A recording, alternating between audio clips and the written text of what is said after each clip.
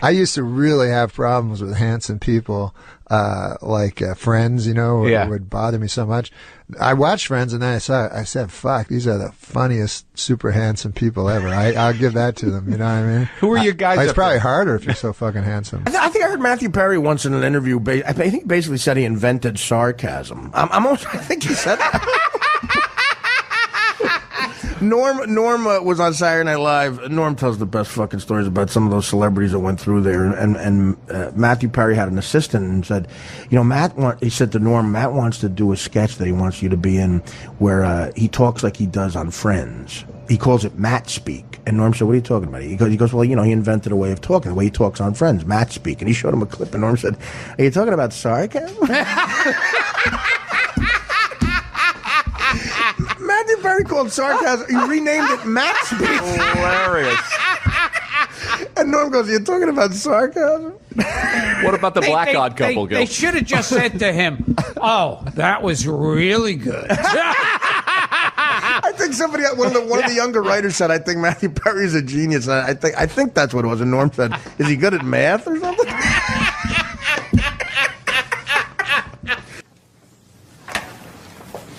Excuse me, is this Sarcasm 101? No, it's Lamaze class for men named Arthur. Oh, okay, sorry. I'm kidding. It is Sarcasm 101. Be more gullible. Take any seat you want. Thanks. Except that one. Oh. I'm kidding. Sit down. It's really hard to tell. Thank you. Oh, in class, whoever parked in my space, thank you. I enjoyed the walk. You're welcome. Yeah, there's nothing like an hour in the rain. Oh, wait. Oh, I get it. You're saying that because you don't want him to park in your spot. Very good. You win the trip to Jamaica. Hey, wait a minute. You didn't say there's a prize. Wow, could you be any stupider? Okay, last week's assignment was how you would describe the food in England. Jane. Oh, the food is so good there. Kevin. When my dad eats, he sounds like a pig. No, that couldn't be more wrong. And just so you know, Kevin, I don't like it when you say things. My dad's from England. See, I see your mouth moving and I hear all these sounds, but it's just like coming out like, woo, woo, woo, woo, woo, my dad. Okay, quick pop quiz for everybody, okay? You walk into a bar and you see a fat, ugly, disgusting guy in the corner. You turn to your friends and you say what? Could he be any larger? Could he be any uglier? He looks like my dad. Whoa, Kevin, try again.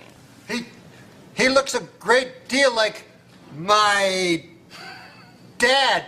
I don't see what's so funny. But here's a shocker. I nominate Marissa for class president because of her incisive wit. Hey. You people just don't know when to stop. Why don't you cry about it? I want to take a bath with Marissa. I mean, that is to say, could I want more to can I take a bath with Marissa? Or... My teaching assistant. She was faking? Catch on slower. Hey! I don't think she's really a student. Be a bigger moron. Can I still take a bath with you, or?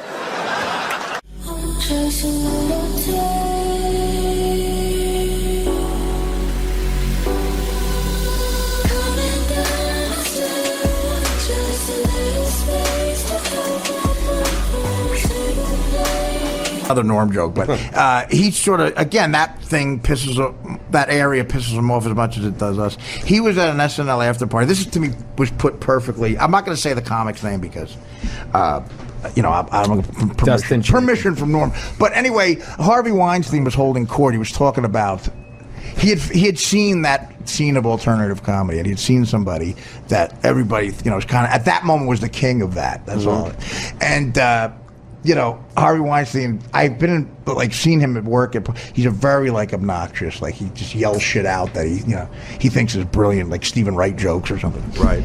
Yeah, you can't have everything. Where would you put it? You know, stuff like that. So he goes, he says this guy's name, and Norm's sitting there. He's on with Lorne and everybody, and he's holding. And Harvey Weinstein says this person's name and goes, "I think Sons is a genius." And then he looks at Norm and goes, "Norm, what do you think?" And Norm goes, "Is he good at math or something?" The ballsy part is now Weinstein looks like an asshole. And people like Lauren, and from that moment on, one of the most powerful guys in the world hates with a passion Norm MacDonald. I'm not a skilled interviewer. Let's fucking face it. I'm not a skilled. What? You've done podcasts before, though. I have. I've never done. I haven't done a lot of video ones. Have you done what the fuck? I did Treat Williams's. I'm just kidding. Just trying to think of somebody random that video podcast. You win that. No one more random than that. He would be great. Treat would be a treat. Now we're going. This is the section where we do jokes. Yeah. And you don't have to think of them. They're written on blue cards. For the first time in the show. Yeah, the first time in the show. We do jokes. We stop our Mark Maron-like grilling of your personal life. Do your Mark Maron. I don't have a Mark Maron. Mark Maron gets it a lot, like anything you say. I get it. Yeah. Were you jealous of him? People constantly tell me, or I hear this, funniest man that ever lived. Is that Mel Brooks? Do you believe that? Sure. I mean, I think he's of an era. You know what I mean? I think he's still. I think the amazing thing about him, if you are, well, you're not wired that way. If you're a Jew and your wiring is Jewish, Mel Brooks is going to tap right into that. Gotcha. Like, yeah. Gotcha. I understand. I find that when I used to do stock lines.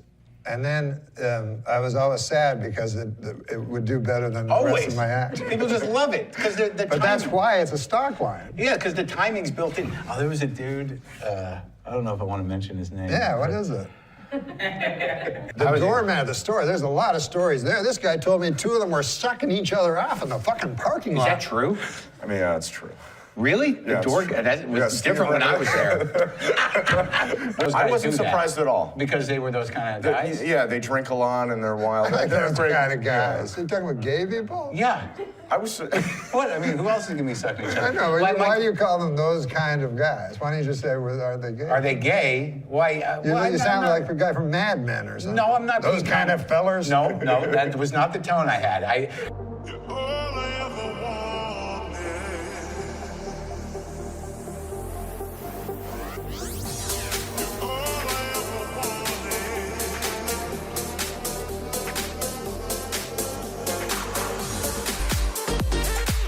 You understand after a while, and even with politicians, like they're still human beings. And, yeah, barely, but yeah, they're the worst kind of fucking people in the world. That's true. All of them. I'm glad to hear you say that because everybody thinks you're all leftist and everything. Well, I mean, I definitely land on the lefty side of things on ideological terms, but I found that from doing political talk radio.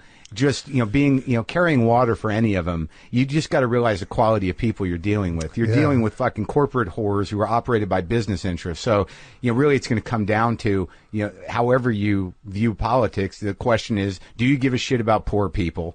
And, right. And are we being taken advantage of? Right. Now, if people want to frame that as, Obama's a communist and draining us of our livelihood, well, that's your particular delusion, and that's fine. I mean, right. but I just got disillusioned with all of it because these are not quality people. I mean, I did a joke about Michelle Bachmann on Real Time. I saw that. Yeah, and I was getting flack from this, a very small portion of the right, that they were like, he's a misogynist. I'm like, she's a fucking pig. She's a fucking politician. Can you name me 2 politicians that command any respect whatsoever? Why do we respect these people? These people are car salesmen. They're idiots. They're more disingenuous than anybody as performers, and they basically figured out a way to bait and placate morons into voting against their self-interest. That's an amazing skill, but is it respectable? I don't know. Do you respect a guy that sells you horse shit in the guise of a health supplement?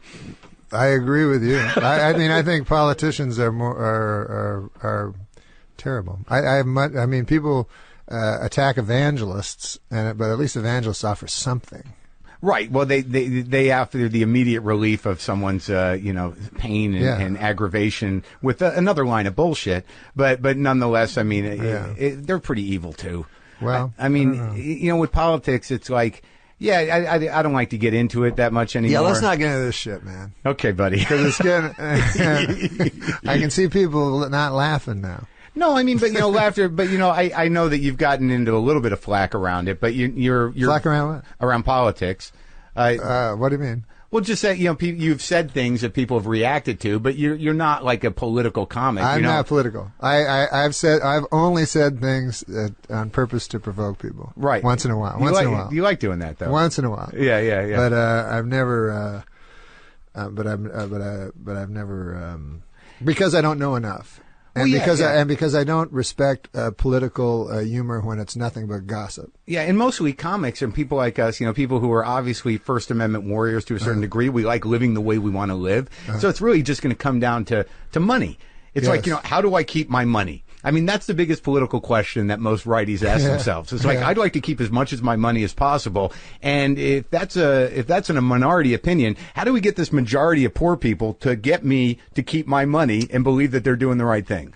Yeah, it's a tough fucking thing because apparently I read this, if all the money in the world was equally divided among everybody would be dead fucking poor. Yeah. There's these moments where I don't talk about as much as I used to, but then there's moments where you're like, there's a moment that I was on a fucking radio show the other day. And this was an interesting thing because it's about professionalism. I don't do political talk radio. I've got my political views and they're fairly general. I'm not trying to support any politician, but I have the way I think about things. Right, but there are politicians that represent the opposite of what I think. So I'm on this talk show with a guy, it's a Fox affiliate, but I'm there to plug my comedy and talk about my podcast and be funny with this dude who's a talk show host. He's a radio professional. He runs an entertainment show for the most part, but he's been dying to talk to Rand Paul about the bridge situation because I'm in Louisville, Kentucky. He's the fucking senator. Right. They got bridges falling down, and he's been trying to get this guy on the show. And the guy he calls in when I'm there. So now I've got, if I was doing political talk radio, I mean, it would have been what the fuck are you thinking? You and your libertarian bullshit, and how are we going to pay for this? I would have jumped in and done that. But there was this moment where it's I just done a segment with this radio professional. He was like, God, it's great to talk to a guy who knows how to be on radio. We're having a good time. Hold on, the senator's on the phone. And I got to sit there and go, oh, do I do this? Would it be worth it to sabotage this for some lefty, credibility? And then I realized, dude, he's a radio guy. You're a comedian. You're having a good conversation. He's trying to talk to this guy about a local problem. Just shut the fuck up and let him do his job. And then when you come back, get back to what you were talking about. And I chose to do that. But I did walk out saying, you pussy. You had such an opportunity there. I was on Politically Incorrect a couple of times. Yeah. And, fuck, man, you have to have an opinion about every goddamn thing on that show. So, or you can just do a little homework and write some jokes. Yeah, but sometimes I remember at the break, Scott Carter go, enough with the jokes. But I'll never forget. I'm very unlearned, and so before the show, Scott came in, who was the producer. Yeah, he's been on the show. Yeah. So he said, "What do you think about China and Taiwan?" And seriously, I only know those as words, So I was like, I don't know anything. Can't I have another subject? So, anyways, then we get out because he goes because Bill believes this. Anyways, when we get out, we're introducing the guy beside me, the smart guy, right? Mm-hmm. He wrote a book on China and Taiwan. Right. So fucking Bill Maher, he starts with me. He goes what was it, China and Taiwan? I go, I don't know. Fucking ask this guy. What do I know? I'm a nightclub comic. What? That's what made me laugh with that show. Everyone's opinion's equal. Right. Right. Like a nightclub comic and an expert. And then another thing I always found funny about that show is the comedians try to be very serious, and then the serious guys are trying to get jokes. Yeah. So it's it's not always our shining moment. I do like Bill, though. No, Bill's great at what he does. Yeah. He started out a straight up joke dude, and he knows his shit. And it's pretty amazing. You know what's funny about him? I don't know if I should say this or not, but he's probably aware of it. When he does his monologue, have you noticed when he does his monologue, he does Johnny Carson? No, no, definitely. He definitely models himself. I think that's been his style for a long time. He definitely takes the posture. But I find it very funny because he's got the posture and the timing and everything, and he's and then she came in his face. But it's crazy words come out. Hey, Carson would have loved to have done that. Yeah, he probably would have. What are you still toying with the idea of the puppet act, or were you telling me? Oh no! What, you want to hear that guy? I just remember you telling me you were working on a ventriloquist act. Yeah, we don't call it puppet act, but thanks a lot, man, for the respect. The new thing is, as you call it, the puppet act. We call it ventriloquism. Oh, I'm sorry. It's like I didn't want you to be slumming there. It's kind of postmodern ventriloquism, where the act almost talks about the non-existence of the, he cops to the fact that it's an inanimate object. You've heard that. A reductivist approach to yes. And I've noticed they've exchanged, they used to just have the wood, like your joke would work, the lathe, back in the late 70s when you told it, right? But now, they've replaced the Charlie McCarthys with these giant, much more likable Muppet-type characters. Oh, right. Right, so it would be like because they found they were making too many movies where the where the antagonist of the film was a ventriloquist dummy. Nothing but pure evil. Right. So then the ventriloquists were going, oh my God, this is not going to be good for my act. The malevolence factor. So they went to sort of a sleeping bag with a face on it, the big plush thing. That's what it looks like. Uh-huh. But no, Rusty's wood, my guy. Wait a second. Saberhagen, you have to isolate that quote. That is going to be played regularly on this show. Rusty's wood, my guy, is the funniest thing I've ever heard. Yeah, man. Oh, tell me about Rusty. Hey, what, another guy canceled? I don't know. What's Rusty look like? What, Rusty? I know. I'll get him out of the bag in a minute. But listen, man, it is Well, listen, Norman, I can't tell you how good it is to hear from you. I think you're a genius. I love you. Wait, is it over?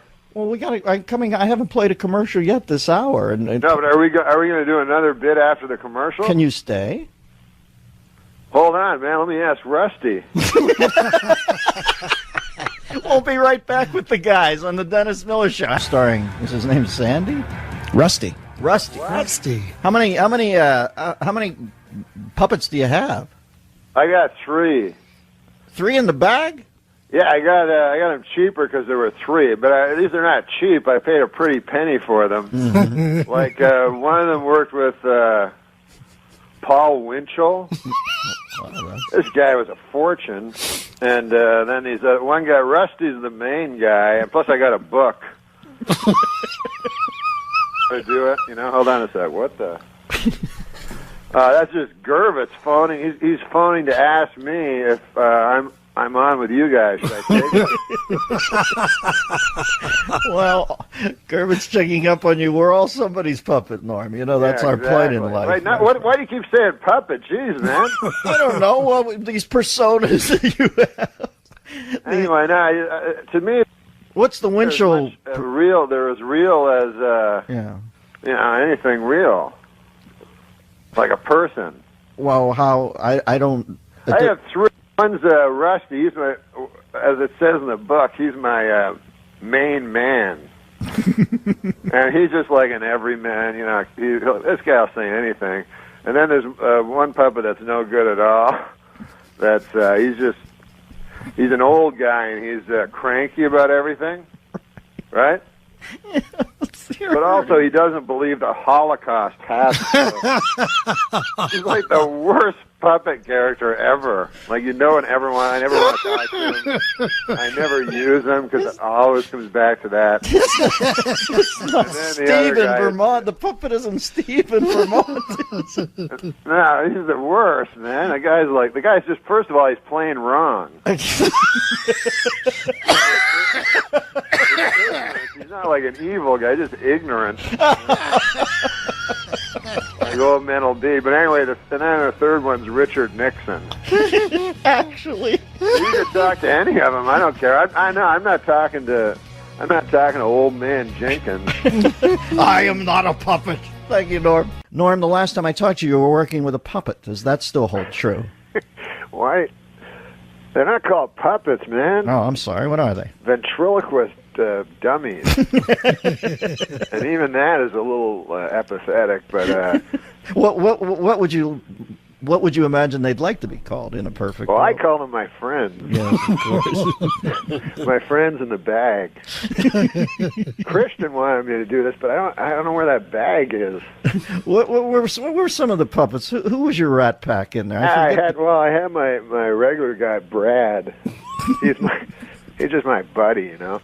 And then I got this old man, and I had trouble with him. He's too cranky. Right. And it turned out I don't even want to mention what he believed. And weren't you also beginning to work with a young Chippewa girl? Oh. Now, that one was too expensive. I wish I could find my Richard Nixon doll, because now they have that Frost-Nixon debate. Yes. And I do have a Richard Nixon doll. Uh-huh. Now I'm calling him a doll, but he's somewhere. But I haven't even started working with him on the road because I'm not very good at it yet. No. If you use the Nixon doll, you have to hold his arms up and have him say, "I am not a doll." And then you know what'll happen then? Oddly enough, as in Rosemary Woods Land, you'll be greeted by 17 and a half minutes of silence. Man, that impression was, I would say that's about equal to Frank Langella's.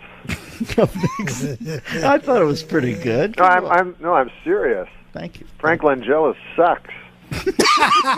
What do you like to do during the days in San Fran to unwind? Do you go? I just work on my ventriloquism. Oh, how's that going, Norm? It's going great, man. I thought Rusty and I'd do a little holiday song for you. Oh, you're kidding me. Let me kick back here and put my feet up in front of the fire, you and Rusty. Which puppet is Rusty? Refresh me. Rusty's just my friend. You know, I'm having a lot of trouble with my cranky old man. I don't know if you remember old Alec Majerison, the virulent anti-Semite. Yeah, sure, I remember. What, are you kidding me? I have a plaque commemorating my first meeting. I'm trying to get rid of that guy because you know he's a Holocaust denier. That's no secret. He's an enthusiastic Holocaust denier, and I've had it up to here with this character. You know, the man, he's just a waste of wood. But I don't know what to do. One of my Jewish friends suggested that, why don't I just throw them in a fire and burn them? But I say two wrongs don't make a right. Gotta go. But anyway, we're not here to talk about that. Let me get Rusty out here. Rusty, say hello to Dennis. Hey, Dennis, how are you? Hey, Rusty. What? Hi, Rusty. Hey, who's the dummy here, me or you? It's me. It sounds like it's you. I'm sorry, Rusty. Let me give you my man voice. Hey, Rusty, how are you doing? Yeah, dummy. Hey, come on now, Rusty. That's ridiculous.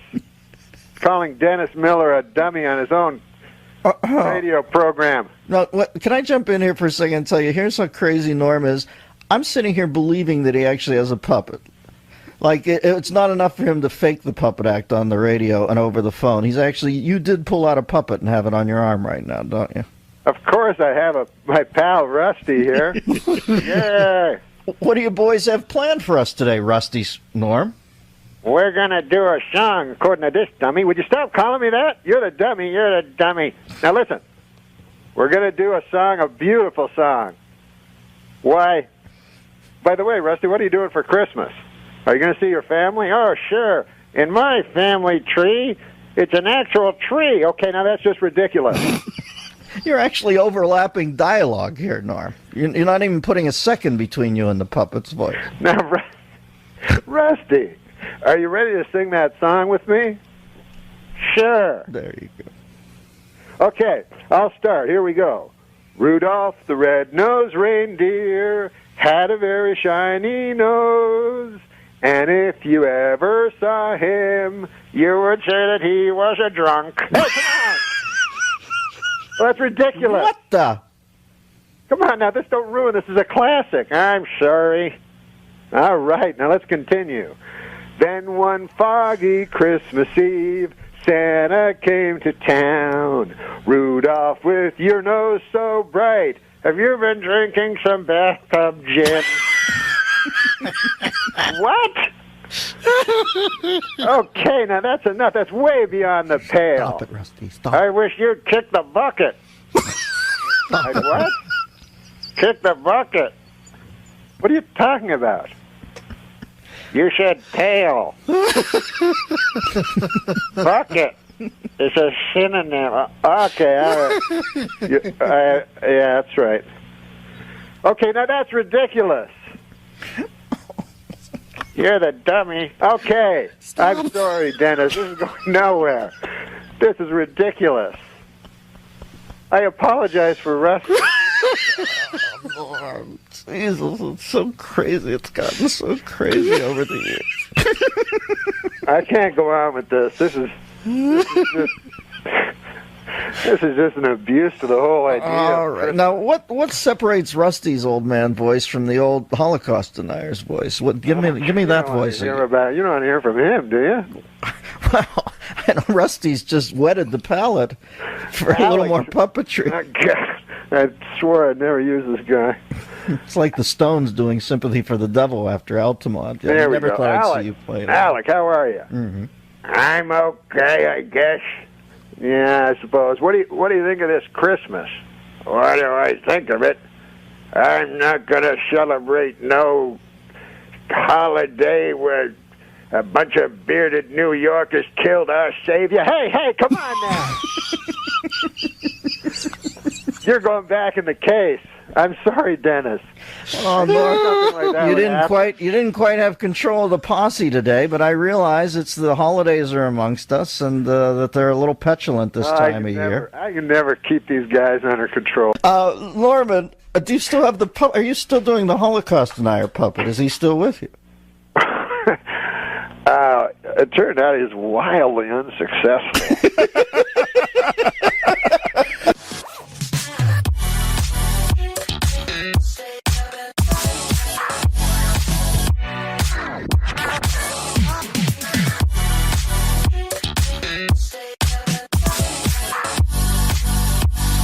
Meanwhile, on the men's side of the French Open, Novak Djokovic continues his domination. A very talented player, but he's not the only gifted Djokovic.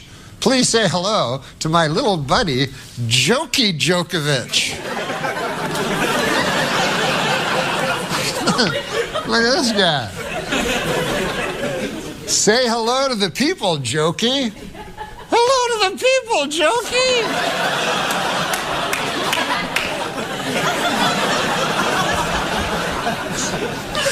Well, now, come on, Jokey. Listen.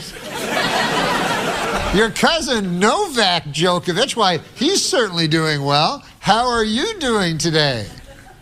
Not so good. I got a bad case of tennis elbow. What? Well, I'm sorry to hear about that. It's better than a case of tennis balls. Oh, come on. Jokey. It's ridiculous. People didn't come here to hear that kind of nonsense. Now keep it clean. Okay. How many tennis players does it take to change a light bulb? Well, that's a very good question. I don't know, Jokey. How many tennis players does it take to change a light bulb? What do you mean the bulb's out? It was in! Oh, Jokey. That's ridiculous. I'll do a bad joke first, though. If Earth hasn't been visited by Every other guest has done this? Yeah. If Earth hasn't been visited by super intelligent aliens, then who made all those inexplicable, perfectly strong... Oh, okay. Yeah. And then... I was once trapped on a desert island, and to be honest, the 5 albums I brought didn't help a goddamn thing. We write jokes. Right. So, would you like to read one? Yeah. That's for you. I'll play along.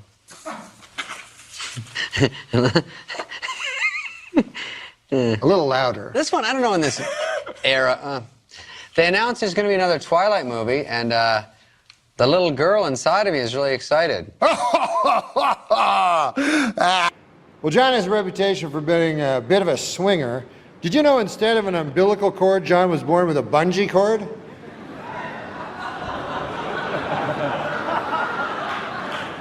This is a saying I made up. There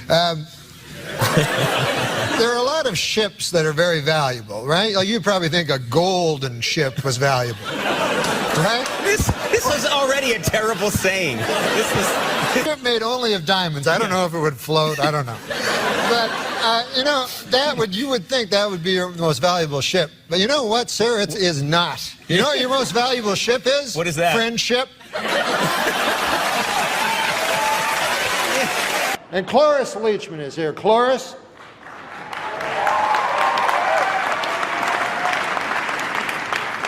Cloris, if people say you're over the hill, don't believe them. Why, you'll never be over the hill, not in the car you drive.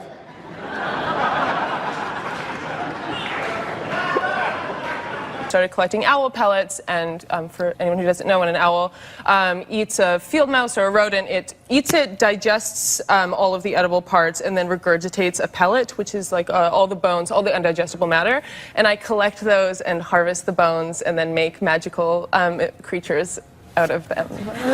Well, that's fine with me about that owl. I don't give a hoot. Greg Giraldo is here. He has the grace of a swan, the wisdom of an owl, and the eye of an eagle. Ladies and gentlemen, this man is for the birds.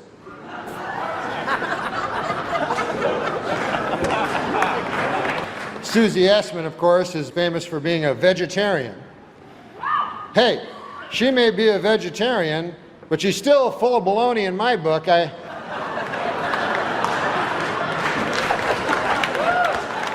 listen, I may not have book smarts, but you know what I have? Supermarket flyer smarts. You know where I got them? From reading a lot of supermarket flyers. That can't be one of the jokes, is it? Jesus. Dude. Did you ever think... I smell a mass firing. When you go to the men's room later, you'll see a sign that says, "Gentlemen, pay no heed, go right in."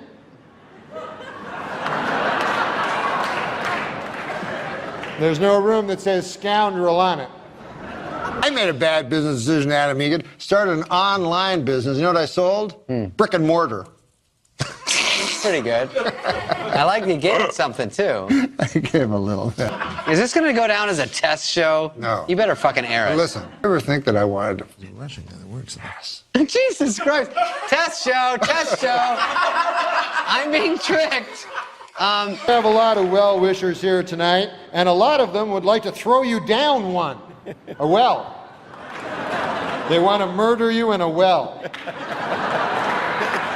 Seems a little harsh, but apparently they want to murder you in a well. It says here on this card. Hey, a new study shows 37% of people talk to their car. It's the first study ever conducted by the International Organization of David Hasselhoff. No, but Bob has a beautiful face, like a flower. Yeah, cauliflower.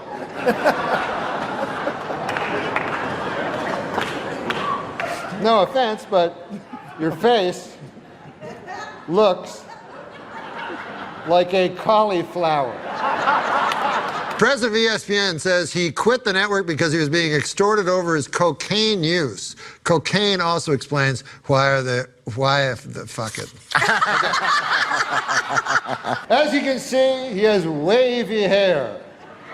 It's waving goodbye on account he's going bald. Did you know every planet in our solar system is named after a god? I did not know that. Except Earth, which is named after all that stuff on the ground. Okay, can I keep this? You got it. I love this. No, I think that Bob should join the Ku Klux Klan. And that's not because he's racist. He's not racist. It's just that he'd look a lot better with a hood over his head on account of his face. How can you not get that? Call me old-fashioned, but I long for the days when wives stayed at home and only cost 3 goats. I get that one. I heard you have hair on your chest, Bob, and, well, let me tell you something. That isn't your only resemblance to Rin Tin Tin. You're a fucking dog face. No, there are times when Bob has something on his mind, when he wears a hat.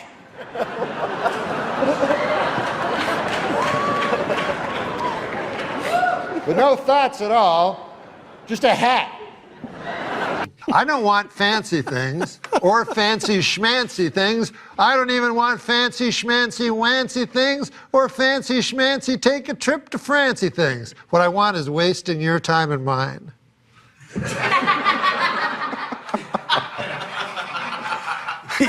You're an infant. The joke. I don't think we're coming back either. Don't say that at me. Here's the joke. TV pitch, 3 words, young Gene Shalit. I'd watch that. I would watch. They are going to have to lease editing equipment for this show. Hey, what about this joke? If you can't handle me when I'm covered in the blood of a boar I've just sacrificed to the gods, then you do not deserve me during the bountiful harvest that will result. Nah, those things don't work out. I'm not coming back, Norm. And Bob is not very worldly. He thinks the English Channel is a British TV station and not a body of water separating England and France. No, he's a good guy. He's a good guy. He's never bought Christmas seals. He told me he wouldn't know what to feed them. When I was a kid, I walked in on my parents having sex. It was the most embarrassing half hour of my life. This is what I saw. This is what I saw. I walked in. Your mom is lucky. I walked in.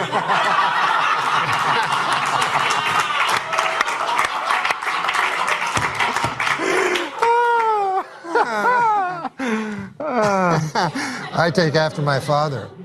I like my movies like I like my pasta. Meatballs, too.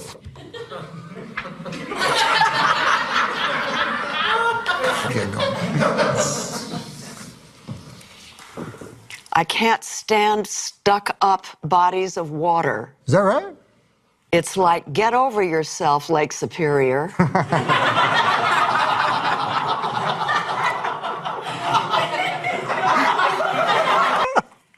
My favorite NCAA teams all happen to be colors.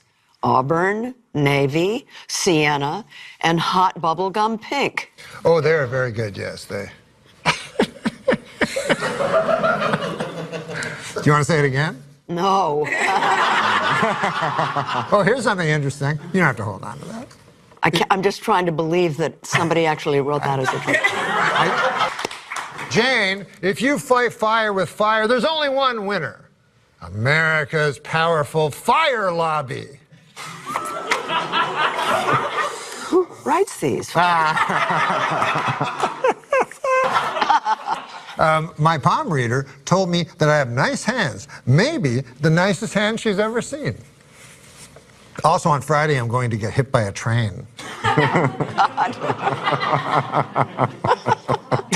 But let's be honest, most people you ever see go skinny dipping are more actually going dipping. Let's just be. And now, Jane Fonda will do the last joke, so say your joke.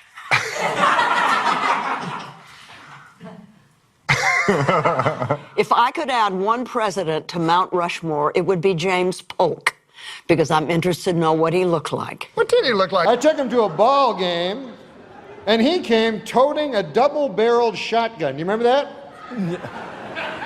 I said, what the H is that for? Bob said, I heard the Lions were playing the Tigers. Imagine how different our world would be if Mumford had remained childless. Fad Mumford? Fad. Fad. Fad? Shut up. Okay, next. You know, I've been jogging for a few months now, Chevy, and you might like to know that I recently set a personal record for a 5-mile run. 3 miles. And now, the final joke by Chevy Chase. To me, perfect sex is like a car wash. You start by lining up right and going in slow. and you finish when 3 Mexican dudes run up and furiously towel you off. This is not a great joke. I shouldn't editorialize. A storm picked up eggs and milk over the Rockies and is now battering the Midwest. It's a terrible... So that's not much of a joke.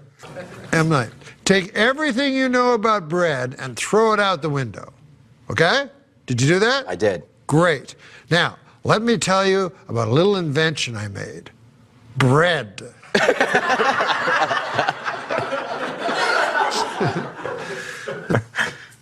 Now, I ain't saying she's a gold digger. You're not saying she's a gold digger. But she does have several shovels, picks, and panning sluices strapped to her burrow. Oh, well. She may, in fact, be a gold digger. That's pretty good. That's pretty good. Wearing glasses doesn't always make you smarter. For example, you must wear them on your face. I'm missing it. Right now, and just give everything to that one word, face. Yeah. Okay. Wearing glasses doesn't always make you look smarter. For example, you must wear them on your face. No, nailed it. Is that good? That's very good. You know these donkey shows I feel down like that's a pity laugh. Definitely this area was a pity. That was a pity. There was a couple genuine over there. Sure. Okay, here's the final joke. Final joke. The inside of the human body is more of a miracle than you'd first think. Even more of a miracle than you'd first think. Why is that? Since everything goes on in there in total darkness. Well, you never... What? Wait, no. Oh, cut it. That can't be the way we end. No.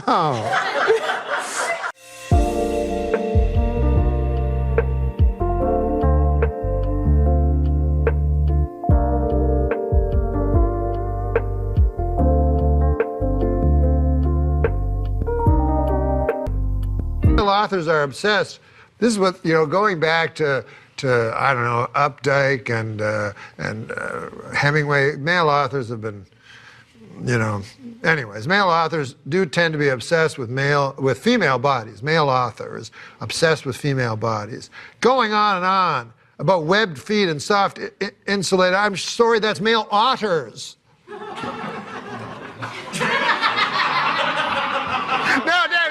This concludes the joke.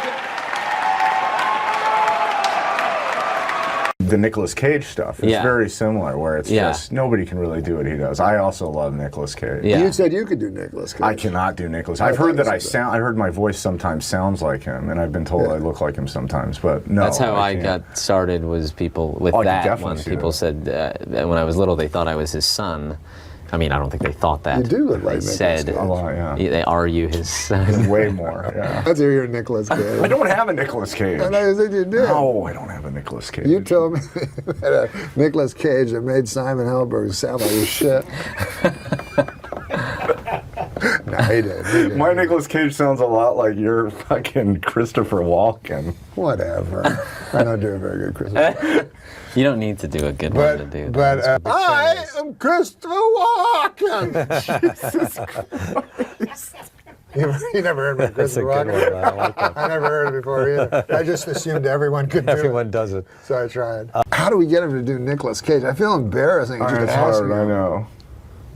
Can you we'd love it if we could hear your Nicolas Cage. All right, well, he does well, yeah, that's just wonderful to hear, and maybe on the way out we can stop in the gift shop, but right now, I don't know, I really want to find some rockets! Yahoo! There you go. He has a little bit too. No, all right. Well, I mean, it's not... I didn't say I look like, I just said I've had people sometimes. Well, that's the same thing as saying you look like him. No, you're right. Everybody always says I look like him. I don't say always. Whatever. You watched a lot of Nicolas Cage, right? I did watch a lot. He's seen every Nicolas Cage movie. Well, no, up until probably about 15 years ago. Well, they started getting real. I'm not gonna do it anymore. I can't. He was great. He's either the greatest actor in the world or the worst actor in the world. Leaving Las Vegas. Yeah, that was a great one. That was when it then it was like the divide came, I think, when he did The Rock, and you were sort of like, okay, this I'll accept this Michael Bay, like I'll accept this because maybe you're self-aware, but then he did Con Air, and he had that mullet and a southern accent, and it like all went downhill. No, you nailed it. That's exactly when. Started buying islands. He spent all his money on stuff. I like islands. Islands? I think plural. Wow. How much I heard he already bought his gravesite or something, and I thought it was like a pyramid. It's like, I don't know if that's... He blew all his money on his gravesite? It's like a giant pyramid. Oh, like National Treasure? Yeah. That's another Nicolas Cage. Yeah, I haven't seen that. Yeah. Nick Cage. Face Off? Face Off? Fast Times at Ridgemont High. Briefly. Fast Times at Ridgemont High. You just went right to one where he was barely there. Yeah. No, Raising Arizona, I don't think anything tops that for me.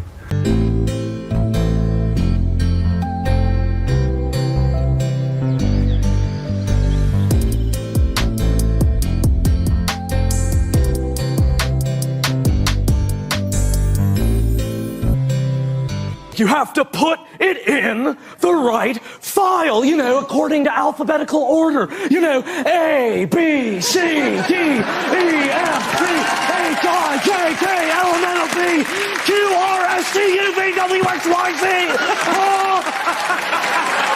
It's interesting that John Elway won 2 Super Bowls in a row after a career of nothingness. Mm-hmm. He would have just been a bum. And then he did the same thing almost with Peyton, Mm-hmm. Peyton really should have won at least 2. I mean, he won his last one. His last one. Right. He didn't really win. Right. But he really got burned by Baltimore one year, and that's right, that bomb. Yeah. I mean, not by Baltimore, but by his own defense. Mm-hmm. But it was I didn't think about it till just now, but maybe he was trying to do the same thing with Peyton. But he got him his second, so Eli doesn't have to have the most. Now, do you have a team? Do you have a rooting interest in football? Yeah. I have a team I very much like. It used to be Denver because this is an interesting thing that happened. I never liked Peyton Manning. I don't know why, but I just didn't. Are you a Brady guy, or are you just an anti-Peyton guy? No, I just, for some reason, didn't like Peyton. I didn't like that Eli, I really didn't like that Eli was drafted by Seattle and said, no, I'm going somewhere else. I'm like, what? You're allowed to do that? Elway did that to Baltimore. That's right. He did. You're right. So I said, anyways, but Peyton Manning one time, I was in a hotel in New York and I was leaving it, and Peyton Manning was coming in, and he walked up to me and he said, hi, I'm a big fan. Peyton Manning? Like he said his own name as if he needed to. And I liked him. That's how shallow I am. A guy likes me and then I like him. Well, he was there that night. What night? At Radio City Music Hall. Oh, well, you're right. He was a young... he was really young. Yeah, he was super young. He's one of the awkward cutaways that you always get. Right, because I remember looking and going, wow, is that him? Because I saw just recently. That was quite a game, I mean, who impressed me the most yesterday was Kobe Bryant. Unbelievable.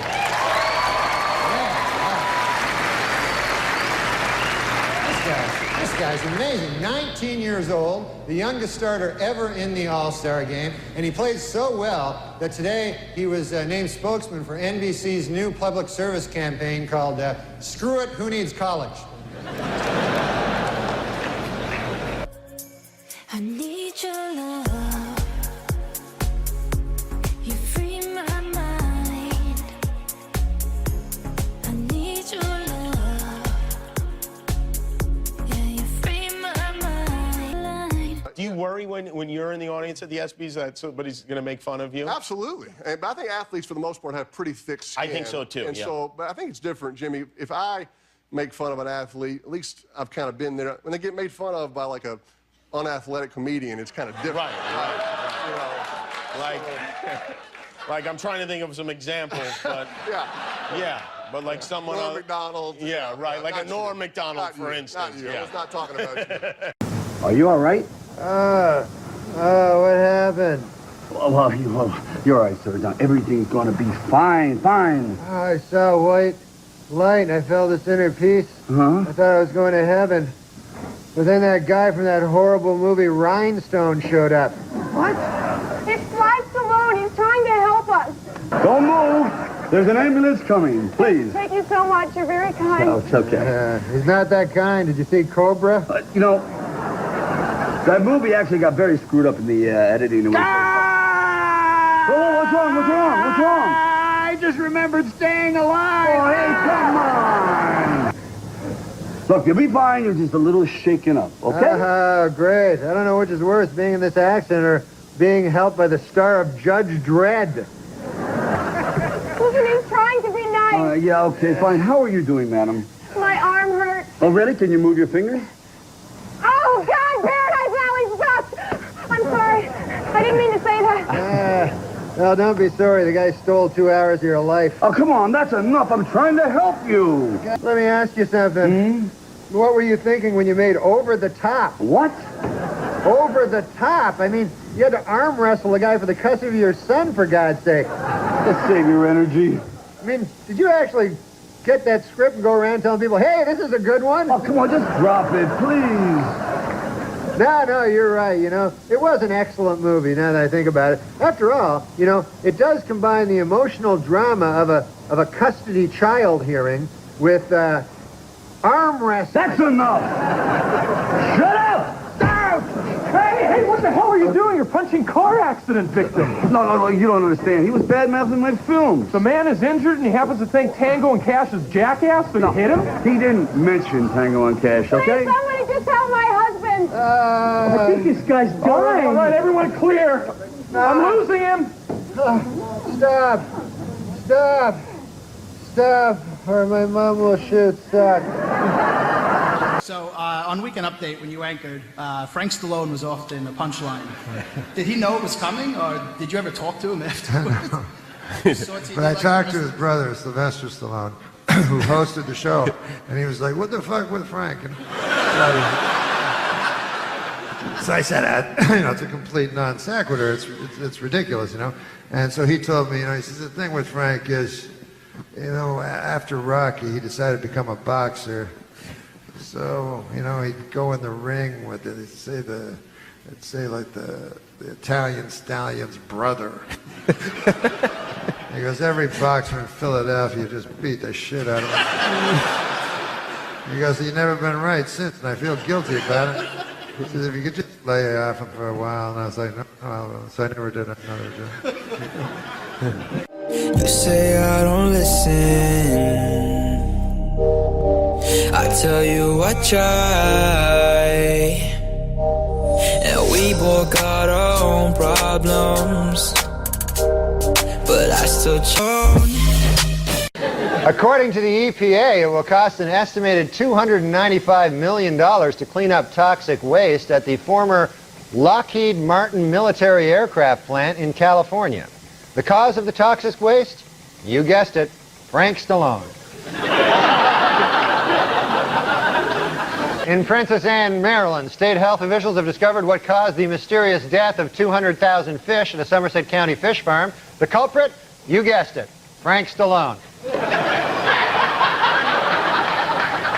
In economic news, unemployment figures rose slightly for the month of October, with declines in the Dow Jones and NASDAQ. The reason for the sudden downturn? You guessed it, Frank Stallone. Entertainment Weekly's list of the 101 most powerful people in show business is out. At number 1, Fox CEO Robert Murdoch. And at number 2, you guessed it, Frank Stallone. And finally, the number 1 selling doll this Christmas is Tickle Me Elmo. And the least popular selling doll? You guessed it, Tickle Me Frank Stallone. And the British Sunday Times is reporting that Belgian doctors have accidentally cloned a human being. The human being? You guessed it, Frank Stallone.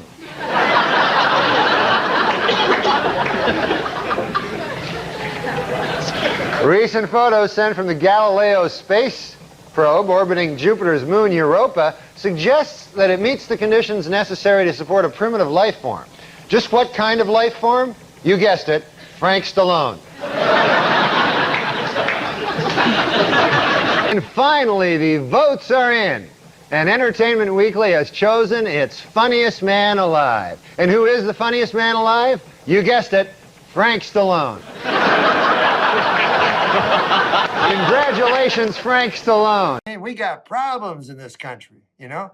For instance, systematic racism, you know? And here's the problem. Nobody thinks they're racist. I remember I was in Portland one time, Portland, Oregon. And the driver picked me up to take me to the gig. I got off the airplane, the driver's driving, and we're driving through downtown Portland, and he says, you know, we got no racists in Portland, no racism at all.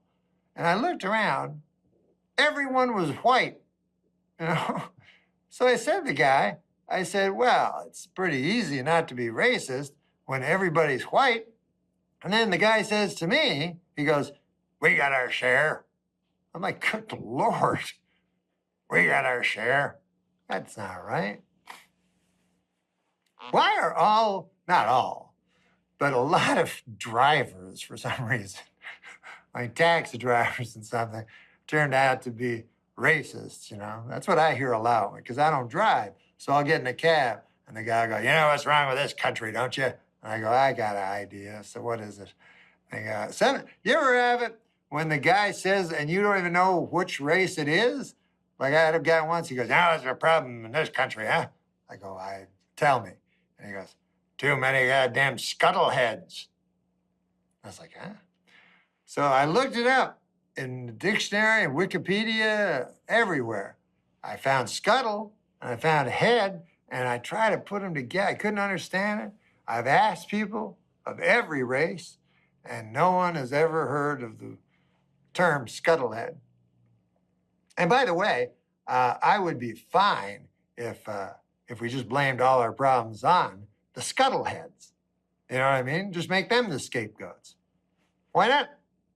As a matter of fact, why not make the goats the scapegoats, like in the old days? Sacrifice a goat. Make it his problem. That's the one that's at fault. That goat eating a tin can. But anyways, I'm not here to talk about goats. I don't know why I'm here. Jim's... Is what you said their neighbor was? Jim Ping? That is my neighbor. A nice fella. Nice guy? Let me as abacus I want to do yesterday. this. Jesus.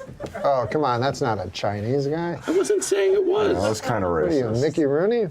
Hey, come on. I know he's dead, Have but a little Mickey Rooney respect. did a very racist thing like you just did in a movie called Breakfast at Tiffany's by the wonderful Truman Capote. I wasn't doing anything racist, and you know it.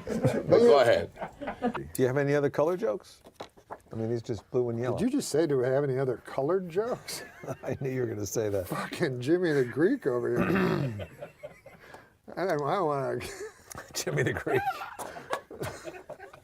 How about Jimmy the Greek gets kicked out for being a racist? Meanwhile, they call him the Greek. Yeah, I gained 45 pounds. Are you okay? Yeah, what's going on? I'm doing it for a movie. For what role? What's the role? What are you playing, Jackie Gleason? What do you mean It's not a particular movie. I just think they always need a fat guy in a movie. You're doing hard. You're paying it forward, yeah. No, I'm going to lose it though. Yeah, it's the heaviest I've ever seen. And since I've gained it, I sweat like a you sweat like a whore in church. I don't mean to be what? I don't mean to be filthy, but a whore in church. Yeah, she's nervous, so she sweats because sweating like a Chris Dorner in a Big Bear cabin. Okay, come on. Well, I'm just... That's racist. Did you read his manifesto? Two businessmen bought the Milwaukee Bucks for $550 million. They are very excited with their purchase, as this is the only legal way to own black people. Now that is here, and I read that. Well, you're not there. You know how businessmen are racist? They are. Yeah, so it's them being racist. They not are. You. The two businessmen that bought the Milwaukee Bucks for $550 million are racist, according to this. They're fine, man. They're... You know the joke about B.B. King's wife? No. You don't? No, I don't think so. B.B.'s having a birthday, so she wants to surprise him, so she goes to the tattoo parlor. She says, put a B on one cheek and a B on the other. So the guy does it. She goes home. BB comes home. She opens the door, bends over, drops her shorts, and says, surprise! He said, who's Bob? Oh, that's racist. There it is, ladies and gentlemen. There it is. The one and only Super Dave Honest Morning is joke about Yeah, tell that to Michael Richards, man. Why, that's not a racist joke. Yeah, sure it isn't. Who's Bob? Yeah, you know.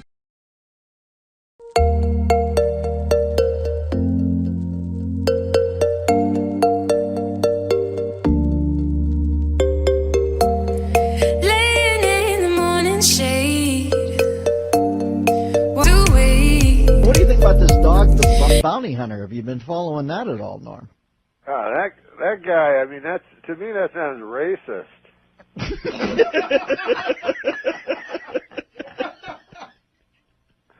But like you gotta remember that even though that is a racist comment, listen, man, we've all known bounty hunters in our time, you know, and they have that thing like curse like a sailor. Well, that could go for bounty hunters just as well. They just chose sailor. Those guys. I mean, they're not like you or me, you know? No, they're bounty hunters. If you choose that as your career, you know, you're a bounty hunter. Listen, some salty language is not going to be a... You may as well just be a longshoreman. No, there's nothing worse than bounty hunting. Norm, you're a genius. All right, we got a couple minutes left. Anything else you want to lay on the listeners before we leave today? That was funny, that bounty hunting thing. Seems like he's going to get a pass on it, right? I don't think so, Norm. I think he's in trouble. Are his bounty hunting days over?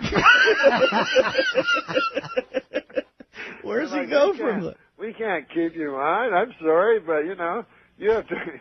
You know, you have a public image of hunting down criminals in their hotel rooms, diving at them in the middle of the night and beating them up. We can't have you saying racist things.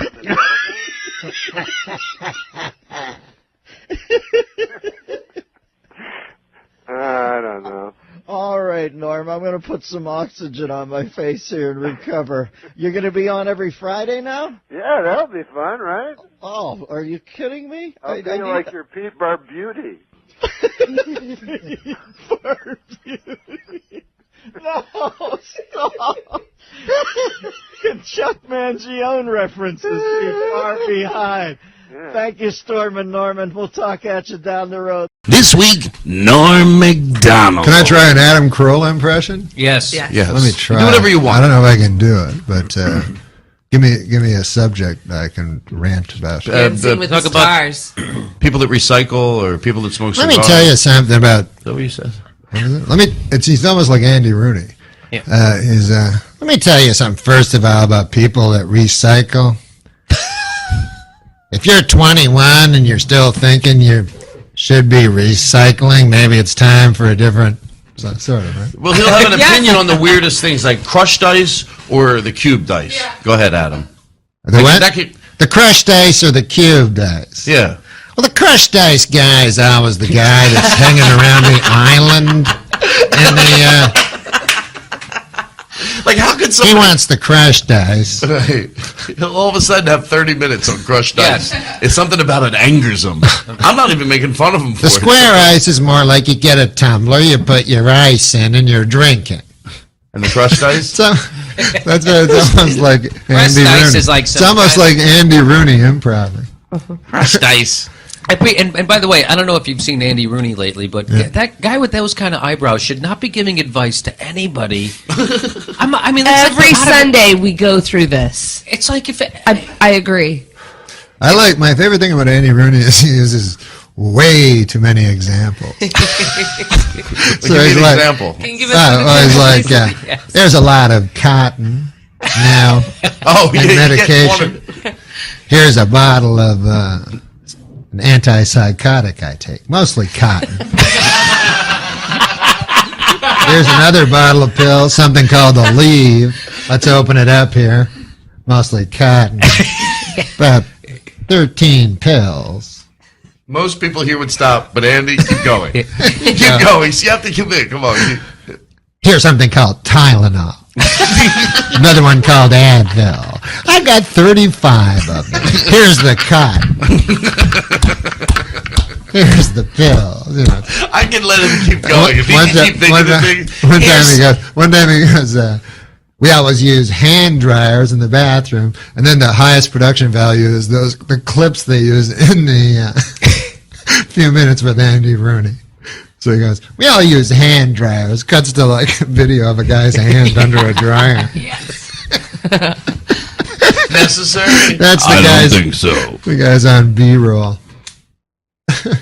My headphones keep going in and out, but that's all right. How's your battery? If I meet one more chick that wants to become a veterinarian. He never said that, did he? No, that's the other one. Oh, okay. That's Corolla. Oh. That's sort of. Oh, yeah, yes. First of all, if you want to be a veterinarian. I have a question for you. Yeah. Talk to Adam Carolla as Todd Glass is with us. The thing about Todd that always got me is he's one of those yellow shirt guys. Yeah, go ahead. Who did you want me to talk to him as? Colin Quinn. Oh, Quinn. Talk to Adam Carolla? Yeah. You know, who cares?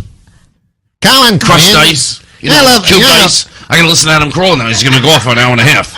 I always loved Colin Quinn because it was kind of like he just missed it.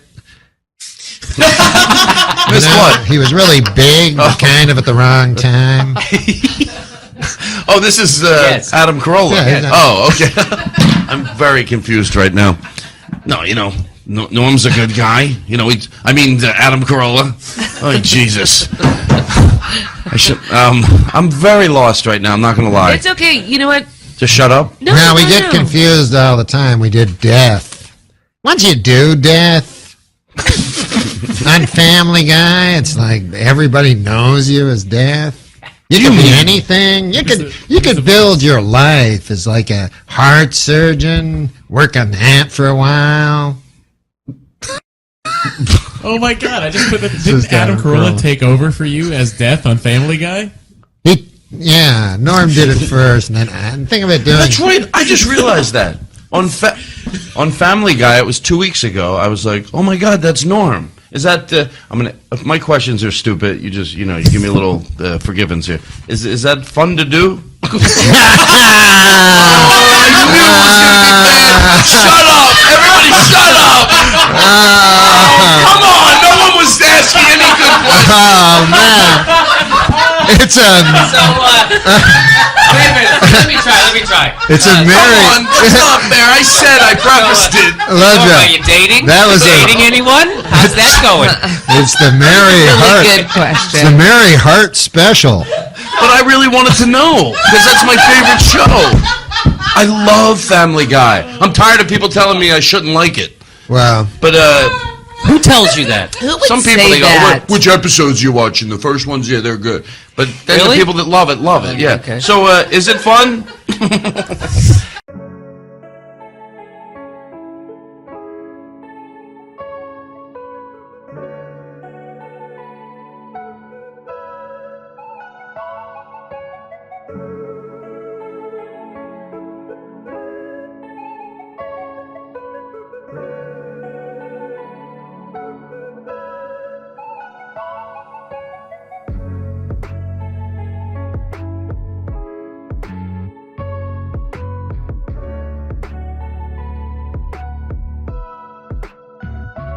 I'm sick of these kind of characters.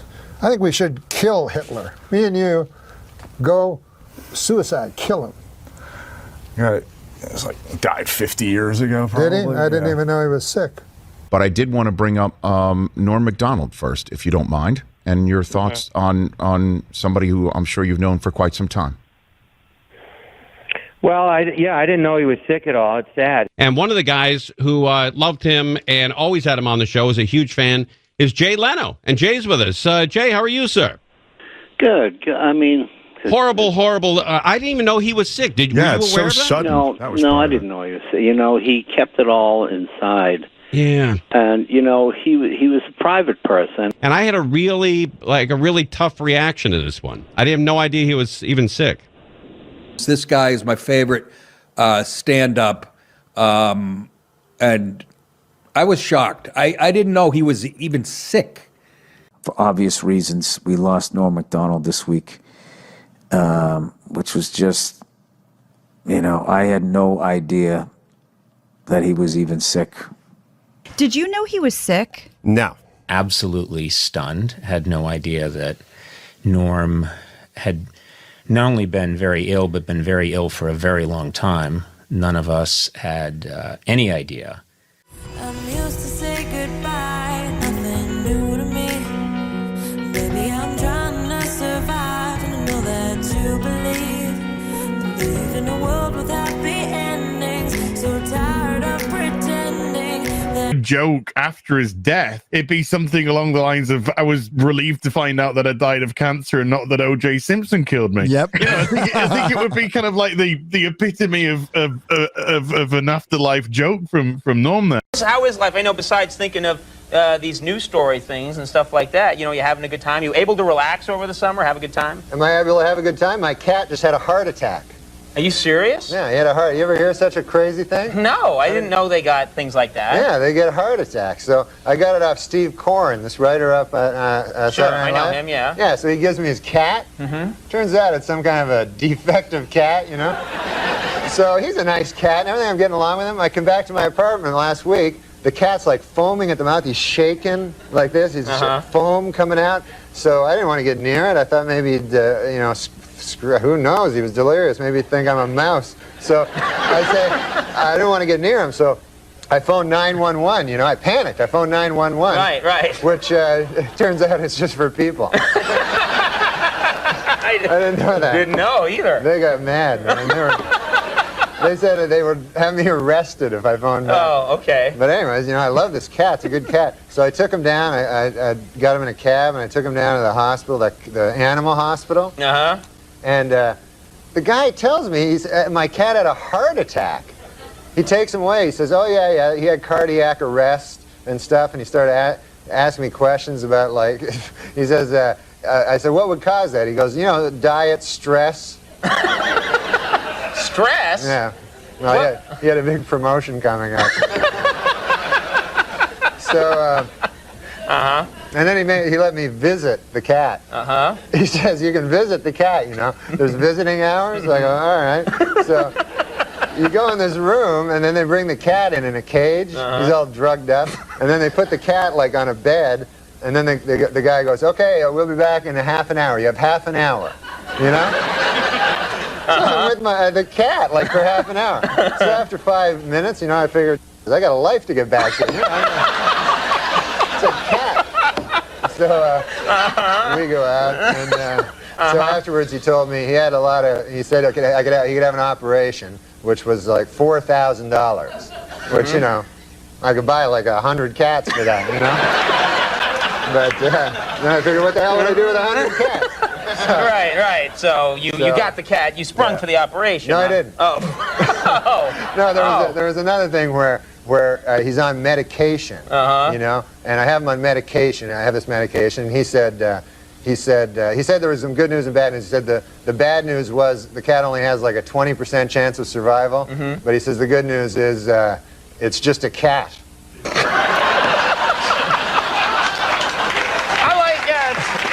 He's a bad doctor. He's a bad doctor, too. Is it really my fault? 'Cause you try to hit me with your pity till I can't trust, but I still push on. Got me changing my ways, trying to fix it. My friend got me once, Steve Corrin, my other friend. He got me a cat once. Oh, is that a good thing to give somebody a cat? That's a horrible thing, because then you gotta take care of it for the rest of his life. That's right. You know? It's a commitment. It's a lifelong commitment. Yeah. And my cat, I had a horrible thing with it last summer. He had a heart attack. No. Yeah, you ever hear of that? No, I never have. I never heard of that either. And so I came home one day and the cat was there, you know, and he was like like that, and there was like white stuff coming out of his mouth, and he's like, So I was like freaked out, you know, and so I phoned up, I phoned up 911, you know. It's just for people. It turns out that's just for people. Yeah, but it's not a bad thing, you know, off the top of your head, that's not a bad thing. So I even said, what's the one for the cats, you know, what's the number? And then the woman goes, look, get off the phone, we'll call, you know. So my neighbor, you know, takes me to the animal hospital, and I get there, and it's all people, there's actually hospitals for animals, like emergencies. Yeah. And so I go in, I got the cat there, you know, and they go, you know, yes, what's the problem? And I go, look, and it's going, and then it's an emergency, everybody freaks out, you know. It's like on ER or something. They're like, whoa, the cat, where they take it out, you know, and everything's like panic and bedlam, you know, and so I just sit down, start reading a magazine there, you know, and a little while later this guy comes out. He's like a doctor, but not a real doctor. You know? Veterinarian. So he calls me back and he goes, okay, we got to talk, you know. So I go, okay. He goes, like he's breaking bad news to me. He goes, your cat had a heart attack, you know. So I go, what? I never heard of such a thing, you know. I didn't even know they had hearts, you know.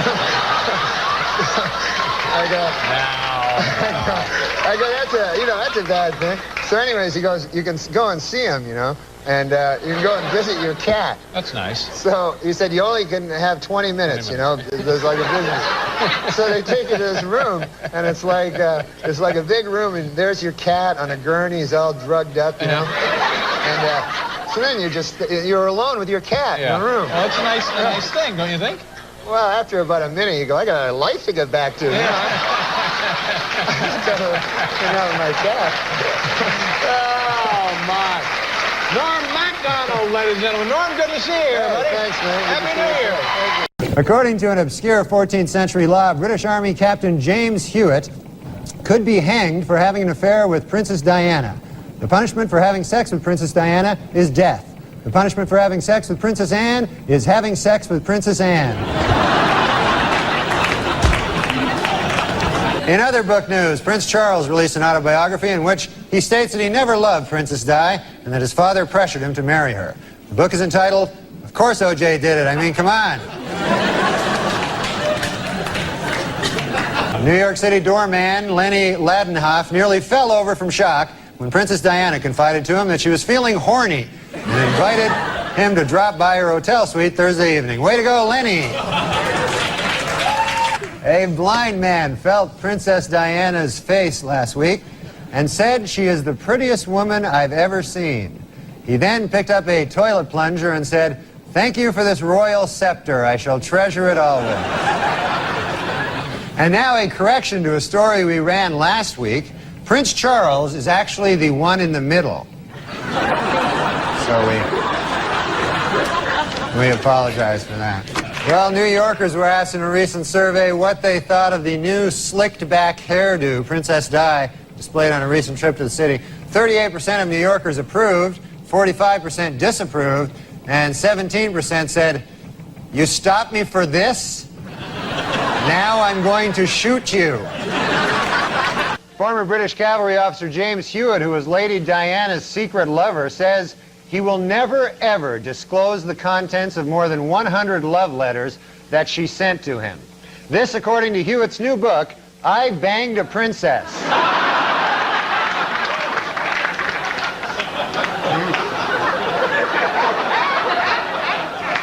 In England, a much-publicized videotape of a naked Princess Diana having sex with her lover, Captain James Hewitt, has turned out to be a fake. But on the bright side, it's still a video of two naked people having sex. The Franklin Mint has announced plans to market a Princess Diana porcelain doll. And the timing of the move has made some people very unhappy. Critics charge that the doll is in poor taste, and they're even more upset about the Franklin Mint's other new offering, porcelain landmines.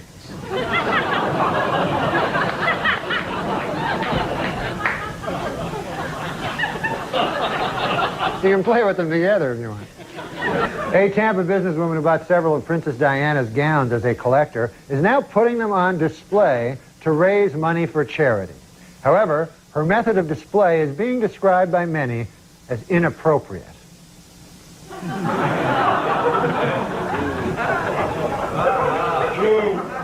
Still, for 4 bits, you know, it's a good deal.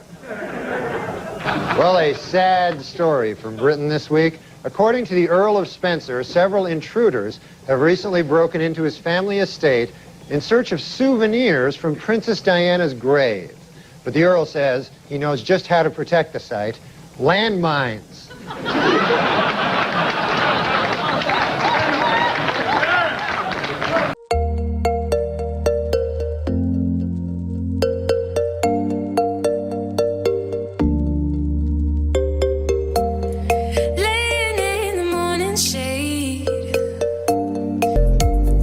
I use my time for you know what I do? I do a lot of charity work for things that people, I don't like arguing with people, you know, when they have another opinion than me.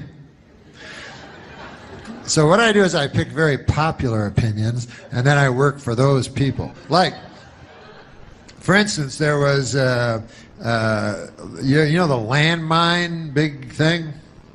Princess Diana, one of the greatest people who ever lived, she was against landmines.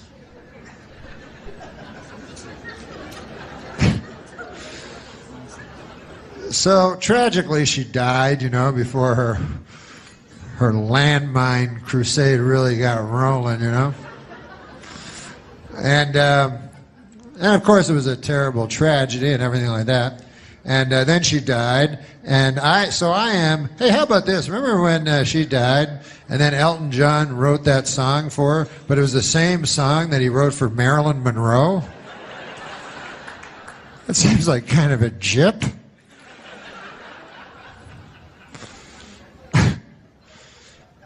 But the king's like, hey, man, you wrote a song for my daughter? I don't know if there's a king. You wrote a song for Princess Diana? Yes. Well, you all ready? She just died an hour ago. Yeah, I wrote it. I wrote it. And here it is. She lived her life like a candle in the wind. Wait a minute. It sounds like that song you wrote about Marilyn Monroe. Well, it's a little bit. Some of the same words. Well, why'd you do that? Because they're similar when you think about it. Come on.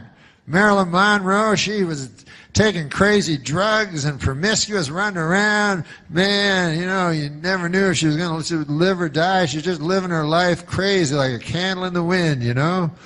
And Princess Di, she lived in a castle. But, you know, they're sort of the same. They were blonde. I gotta go. But anyways. I forgot what I was going to say. Oh, that I am very against landmines. So I will go and I will make, I'll go to protests, you know, and I'll have a big sign that says, no more landmines. Because if you don't know about landmines, hey, you're educating me about stuff tonight. I'll educate you a little about landmines, you know, because there's many different causes, you know. And landmines are terrible. What they are is they put them underneath the earth, and then you step on them, and they blow you up. So I go there, and I protest against them. And what's fun about it is there's very few counter-protesters. You know, there's a couple of guys out there, but clearly these guys are in the pocket of the, you know, big landmine companies in this country, you know. I don't mean to get all Bill Maher on you or anything, but if you think that the landmine companies in this country care about you, the little person, they don't care about you. They care about blowing you up when you're not expecting it. That's how they make their money. No. Okay, I'm gonna try this. Do you like hot sauce? Oh, I hate it. But you know, you gotta try new things in life. No, you don't. Yeah, you're right. Whoa! Son of a gun, that's hotter than a $2 pistol. Man alive. Well, welcome to Phoenix. How long have you been in town? I got in yesterday and I burned myself all over. We said, what were you doing? I know, it's hotter than a $2 pistol in this town. So you're a little peeling a little bit on the nose? Yeah. So you don't come here often in the summer, is that what you're saying? No. Yeah, it's a good plan not to come in the summer. And it's nice every other People leave month. in the summer, right? Yes. Yeah. They scurry out. Spent a lot of time in Southern California, San Diego. Are you drunk? Because all you did was ride a cooler and you're sweating. I am. Well, it's hot it's hotter than a $2 Well, he's pistol got like in here. 12 layers on. Yeah, I think. thought it was going to be really cold. Well, you're from Canada. This should be springtime for you. No, I know I'm from Canada, but I'm still a human being. Like it's not like we evolved differently. I'm from the frozen north. Yeah. Yeah, it gets colder than a. It gets colder than a. Here it comes. Get your finger on the panic button. No, it gets colder than a vampire's demeanor. Okay, that's better. Wow. Surprisingly cerebral.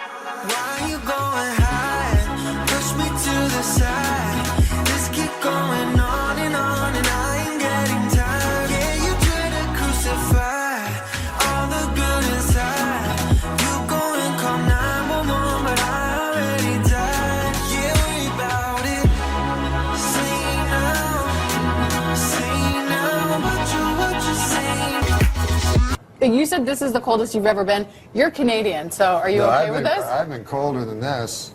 I've been colder than a vampire's. Go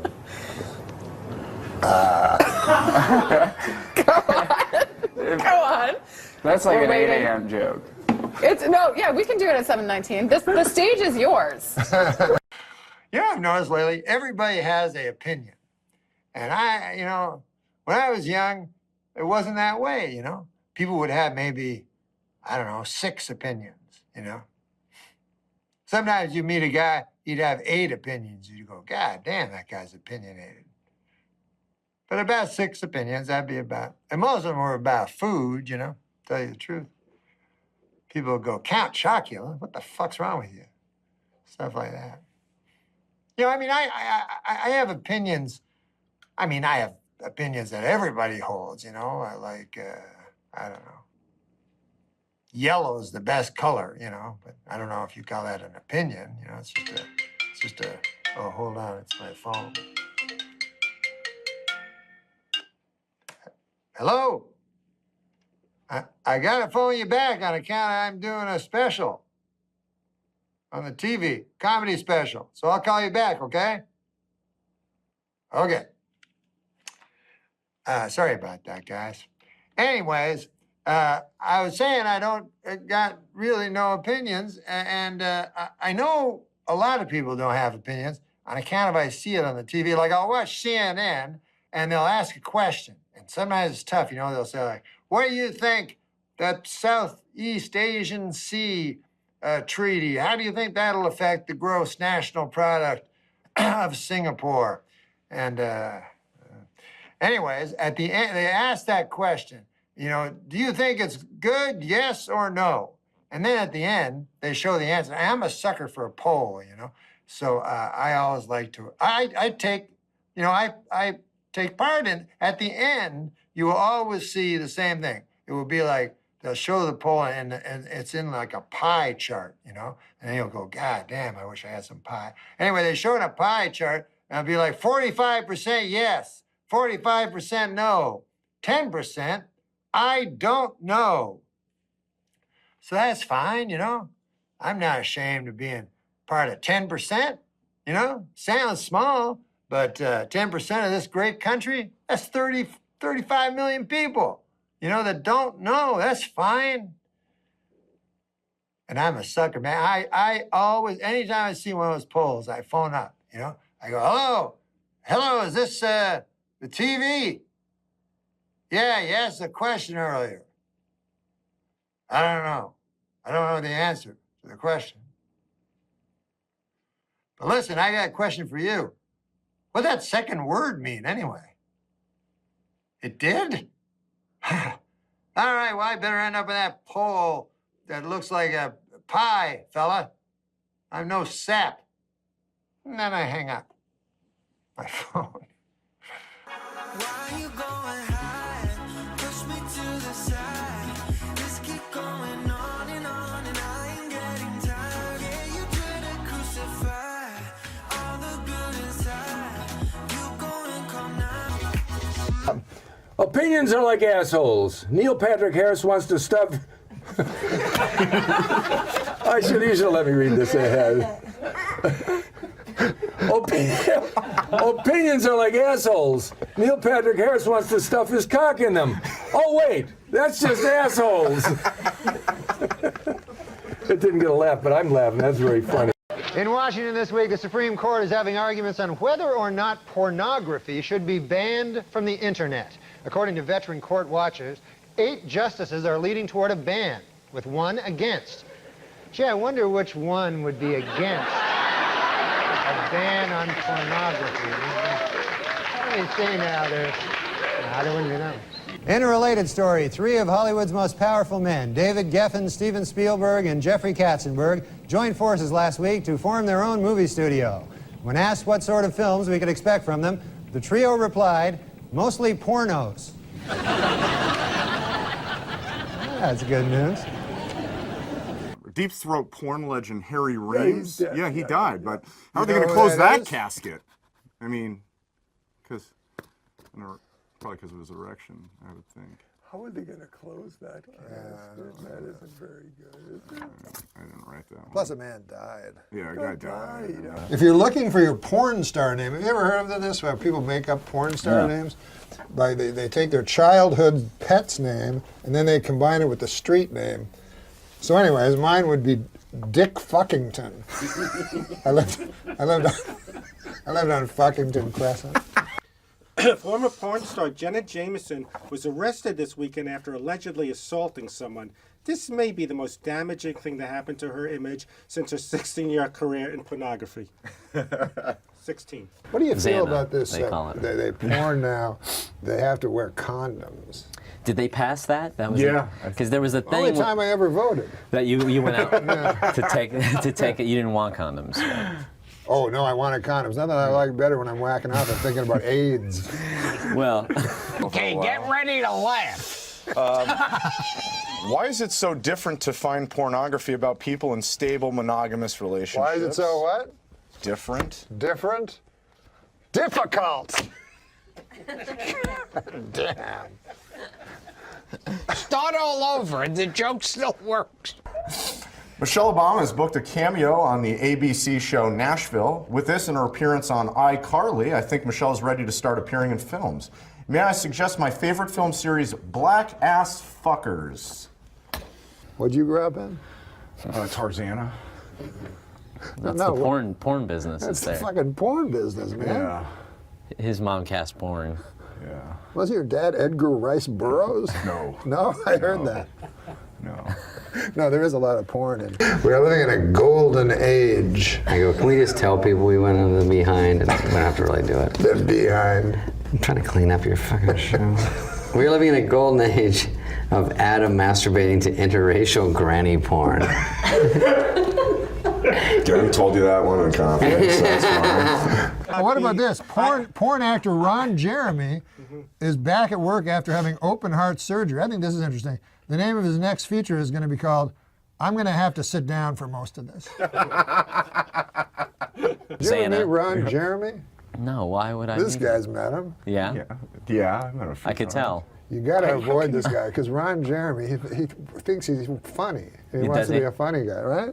Yeah. He's always pitching jokes and sketches. He's pitching jokes a lot. In that comedy store with 2 hookers, and he's waiting for Ron Jeremy to show up. Oh, my goodness. So this is 2 days later. Yeah. So Saget told me he walked in, he was like completely shocked. He said, "Rodney, how you doing, man? Well, what's going on?" He goes, how are you doing? And Rodney goes, "How am I doing?" He goes, "I'm sitting here with 2 whores waiting for a guy who can suck his own dick. How you doing?" This guy sucks his own cock. That's what he tells me. In confidence. Okay. Let's talk about the military a little, because an important ruling came down last week from federal judge Shira Scheinman, who said that they could now buy at the PX on the base dirty magazine, if you will.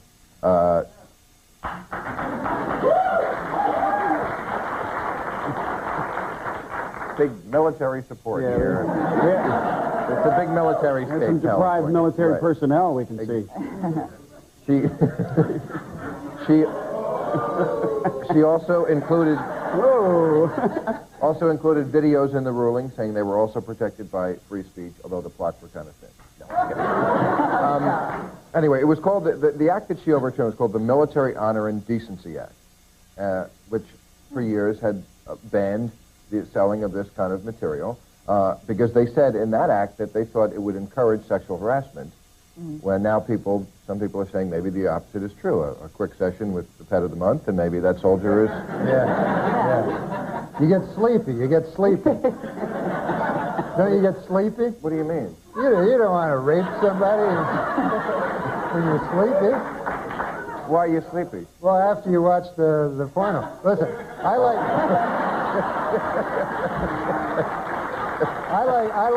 Norm, you have a strange metabolism. Maybe it's those B12 shots you got. Right. No, I like porno. I like porno as much as the next guy, you know? And I probably like it... I probably like it 100 times as much as the next guy. But although, you know, I have been watching... this is amazing, because porno is my favorite kind of movie to watch. And yet... I've seen some pornos lately that my buddies have shown me. Have you seen these ones with all male casts? Gay pornos, they're called. These things are horrible. And there's thousands of them. They make thousands of them. They have not made one good one. And I'll tell you what the problem with it is. Quite seriously. Yes, sir. Quite seriously, the problem with these gay pornos and every one guys having sex with each other. Who the hell wants to see that? You know? Maybe you're shopping in the wrong section of the store. This is not for me. I wonder if they can't have those in the military base then. But these, don't ask, don't tell, don't watch. Right. That's an interesting question. I don't know if this ruling includes gay material on the base. Do you know? Well, you know, it's really ironic at a time when they're trying to sensitize the soldiers. They're sending them to training on how to treat women with respect, and now they're stocking the PXs with porno magazines. It doesn't make sense. I mean, it's a mixed message, wouldn't you say? Why? Well, because these magazines degrade women. They do. And I'll say one thing. Why don't you just stand up for this segment? You know, like in the... This is a little warning for people. Playgirl magazine has not got any girls in it.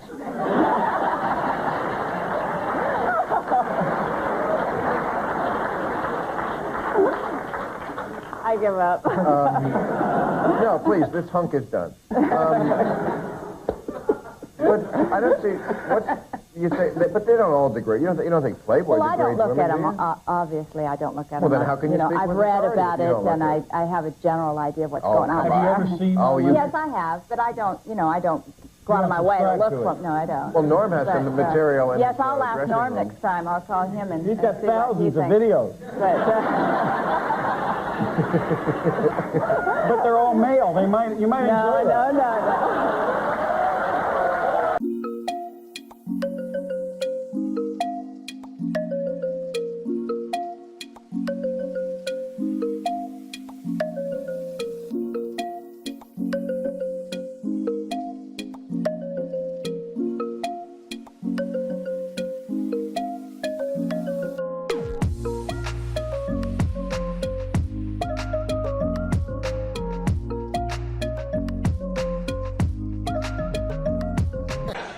And then also what you do is you try to get the pay movies there, you know. Oh yeah, you ever dial up any of the? You can get like first-run features on. Yeah. I ordered Pulp Fiction, you know that movie? Oh sure. It's a gritty urban satire, you know.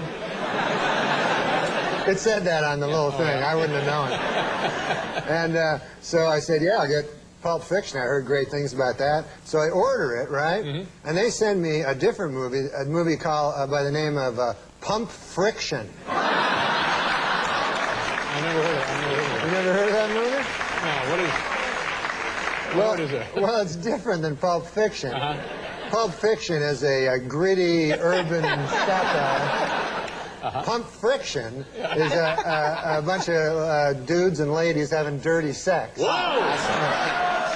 And, you know... So there's a mix-up, obviously. Yeah. And it wasn't a bad movie, you know? It was... Actually, with those dirty movies, I find, like, they're good for about 15, 20 minutes. I'm really interested. Right. And then there's one point that all of a sudden I'm bored, you know?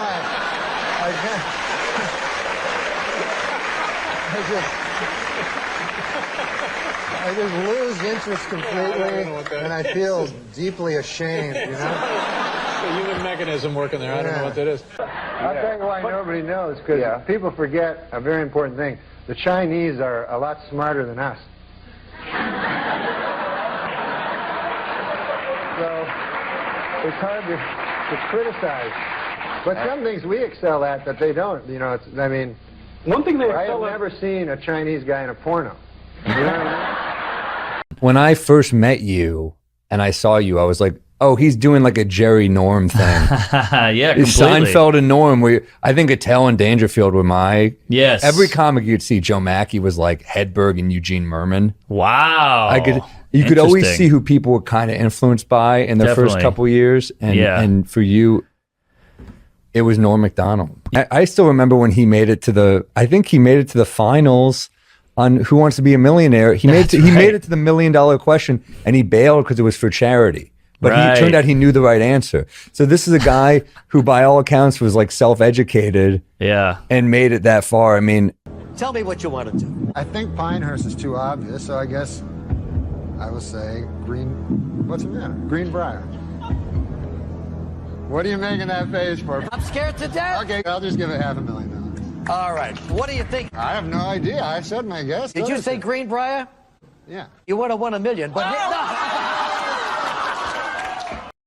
really one of the best comedy minds of all time. I remember Colin Quinn told me a story once that, you know, one of my favorite musicians ever, Leonard Cohen, being a Canadian, would go see Norm MacDonald play. Whoa. And Norm was like, who's this guy? Who's this old guy? He didn't care that Leonard Cohen was a Norm MacDonald fan. Wow. Unbelievable. Not just his stand-up, but I mean, an edgy, underappreciated Weekend Update anchor. Oh, the best. Easily the best Weekend guy. And I believe he followed Kevin Nealon, who I thought was great as well. Nealon was great. Yeah, different type of anchor. Yeah, Dennis Miller was always like lauded as the best one, and then I feel like Norm kind of took it over. Well, Norm was our guy. It's almost like people were like, I'm a Letterman guy, and then we're like, well, we're Conan guys. Right. That's kind of what Norm was. Remember, he did a bit that defended Tiger Woods that I thought was hilarious on the show, and the bit was basically like, how many... Well, he's like, yeah, he cheated, but think about how many women hit on him. Like he goes, how many women hit on you in this many years? He goes, 1 in 10 years. He goes,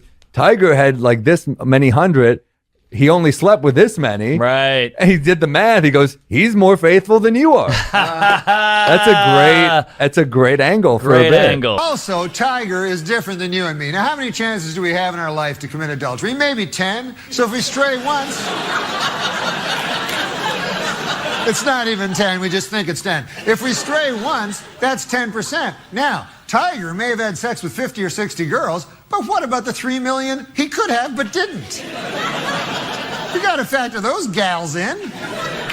Then, that makes the percentage 0.000000006, which statistically is 0. So, from a strictly mathematical standpoint, Tiger Woods is the most faithful man who has ever lived. A lot of great comics are like, well, I think it was more like the media was tearing Tiger to shreds. And even though we can agree what he did was wrong, I think he felt for him. And that was his way of being like, I feel for this guy that is being railroaded. Like, when you see the Tiger doc, you do feel for him. Sure, you know? Of course. There's nuance to the picture, and he added nuance. That's what I think. That's what I took from the bit. He was a true comic legend. I mean, so many comics revered him. He was a comics comic, and it's rare for those guys to break through and have the mainstream success that Norm had. But he really did. You know. Yeah. He had a lot of failed pilots, but he kept getting the pilots because I think he was one of those guys. I think even the suits were like, nah, he's good. Like, he had that kind of pure, tall, good-looking guy. Great observational, could work clean, kind of had all the tools of what a mega star stand-up should have, but he was just so dry and such a disruptor that would get in the way sometimes. But, totally. You know.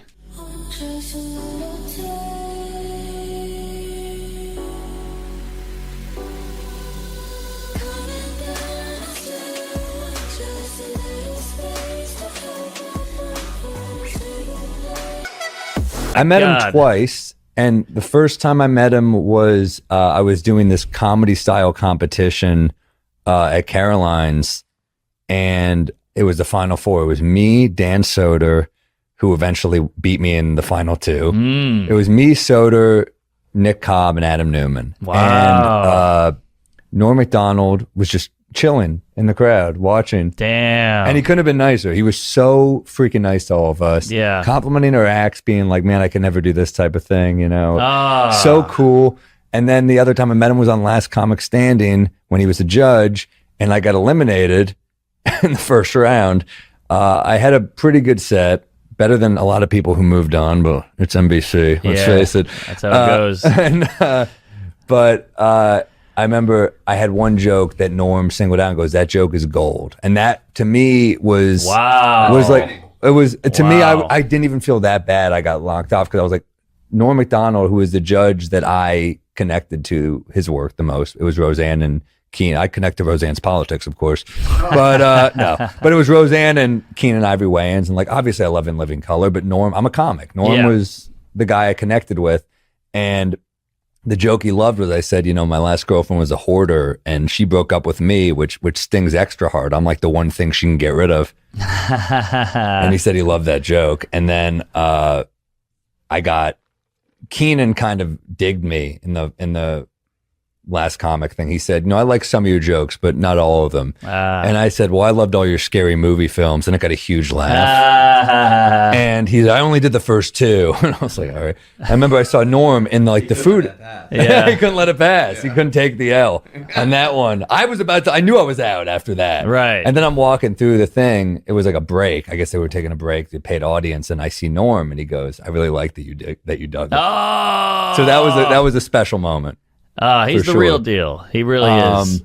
Yeah, I think he could tell. And I said I met you once at Caroline's, and I told him I really like it. And now we're warm. Now we're warm. Well, we're warm not only by the coffee, but by fellowship. And the bonhomie.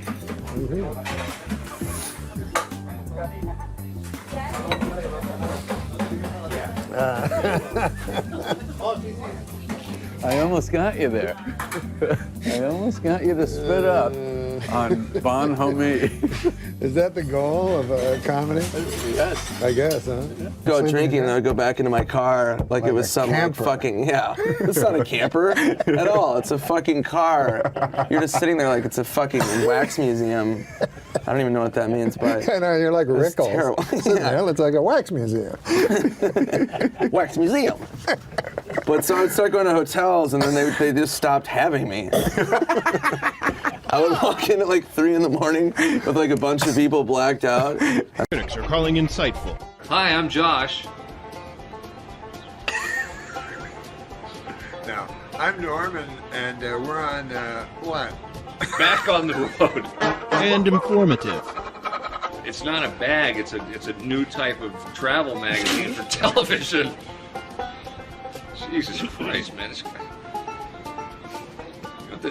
I'm sorry. Norm and Josh are back on the road. You told me you had a cock yesterday. Jesus Christ. Oh, you said you kept it in your ass. The tour begins. Yeah, no, there's an interesting dynamic that happens when a guy becomes way more successful and powerful than you are. Right.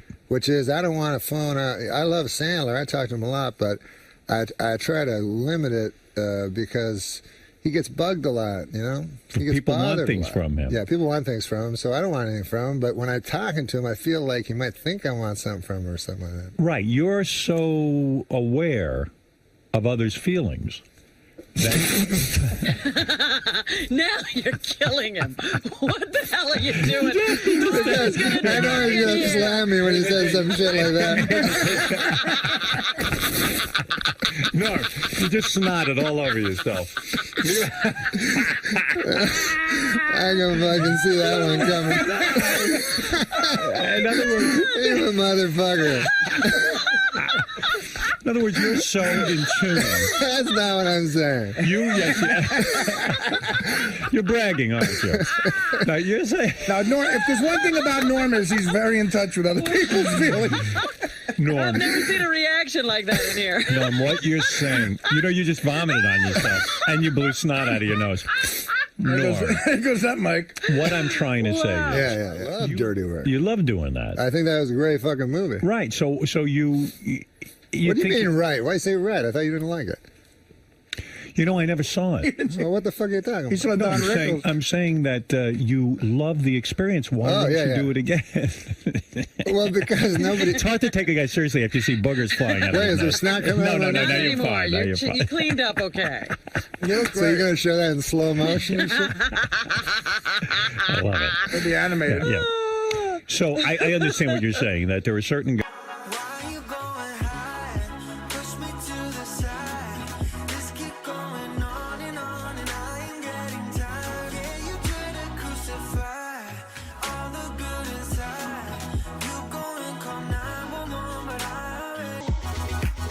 You want to hear what it has? Yeah. It has heavy-duty grilling grates. Deliver exactly what you need to achieve that perfect steakhouse flavor. Chicken, steak, has never tasted so good.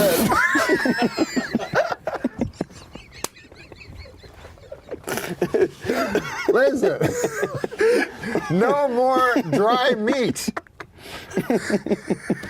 You know what show I would like to see you host, Norm? And this is the God's truth. I would like to see you host Catch a Predator. I see that as being a good medium for you. What's your thoughts on the To Catch a Predator show? Oh, no, you just brought that up because I was telling that guy earlier I was thinking of that show To Catch a Predator. Well, thank you for unfolding my conceit here. I was trying to get you into the area you wanted to talk about. That was like a crazy coincidence because I just talked to that Christian dude about that. Jesus, Norm, could you diffuse this anymore? Okay, I'm sorry. It was a setup. I was putting the ball on the tee. I'm Cheech Marin. You're nice, man.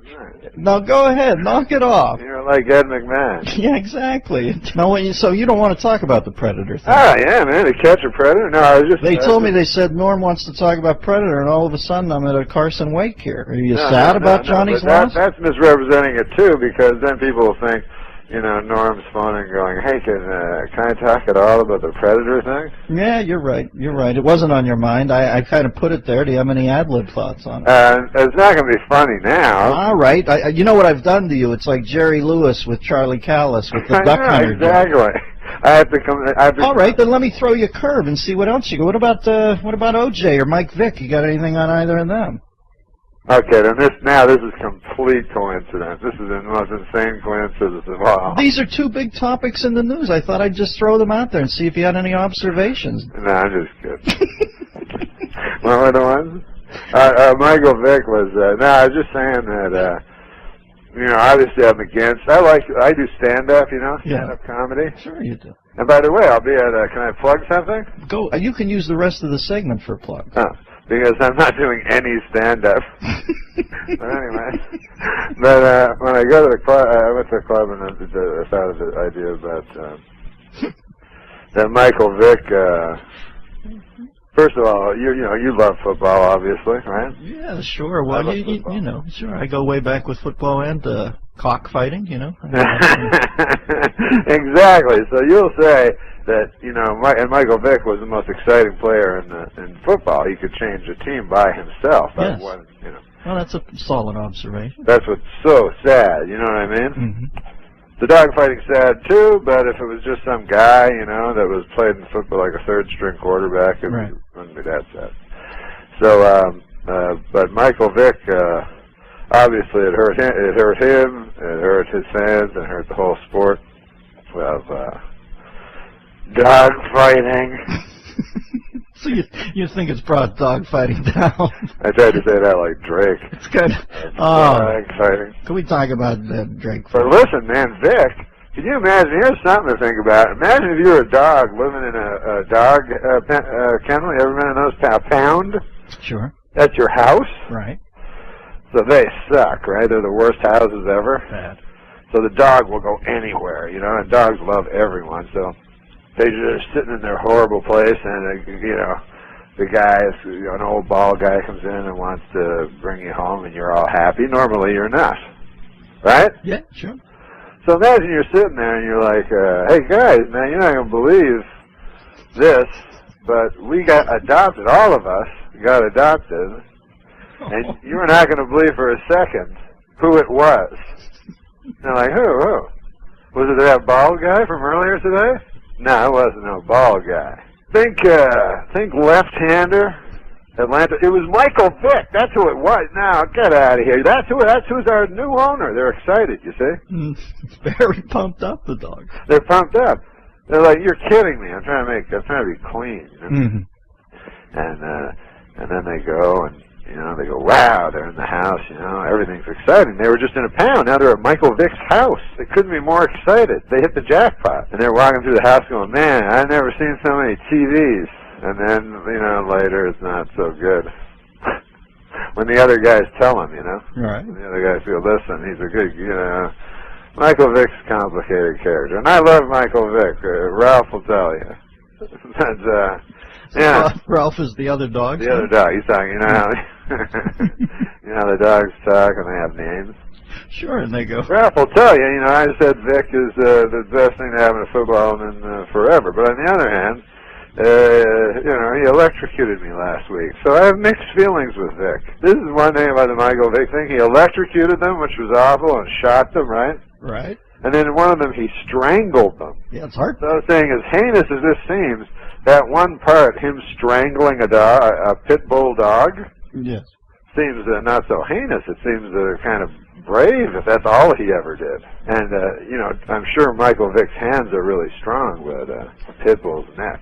Well, Norm, when I see the nuances you've peeled back on the Vick story, I could only send you a big, hearty hail thank you that you dodged the To Catch a Predator question. Well, that's the one I wanted to talk. Because I have no idea where that was. So you have no time on the show anymore, so you can't talk about it? Well, do you want to stay for a segment? What? I'm going to take a commercial. Can you stay? I wouldn't mind telling you that To Catch a Predator and see if you'll laugh. Like I know you didn't laugh at all at that one. Norm, listen. When I'm in the presence of greatness, I simply sit and I listen.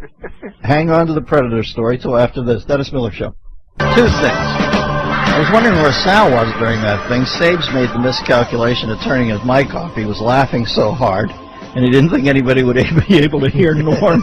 I was wondering, where's old Sal? Secondly, if I seem a little halting with Norm. Now, Sal, you hear me do a lot of interviews. I'm always usually forceful, but I find Norm such a genius. I don't want to interject and get in the way of the story. You gotta let him run. I mean, it's as good as it gets. I need your love. You free my mind. I need your love. Yeah, you free my still in the line. Let's go back to Norm. Norm, I'm sorry, my friend. I've got around 3 minutes left. Can you codify your thoughts on To Catch a Predator and unspool a little tale? My thoughts on To Catch a Predator cannot be captured in your sound bite. Now, I know the first I don't know what the word is in radio.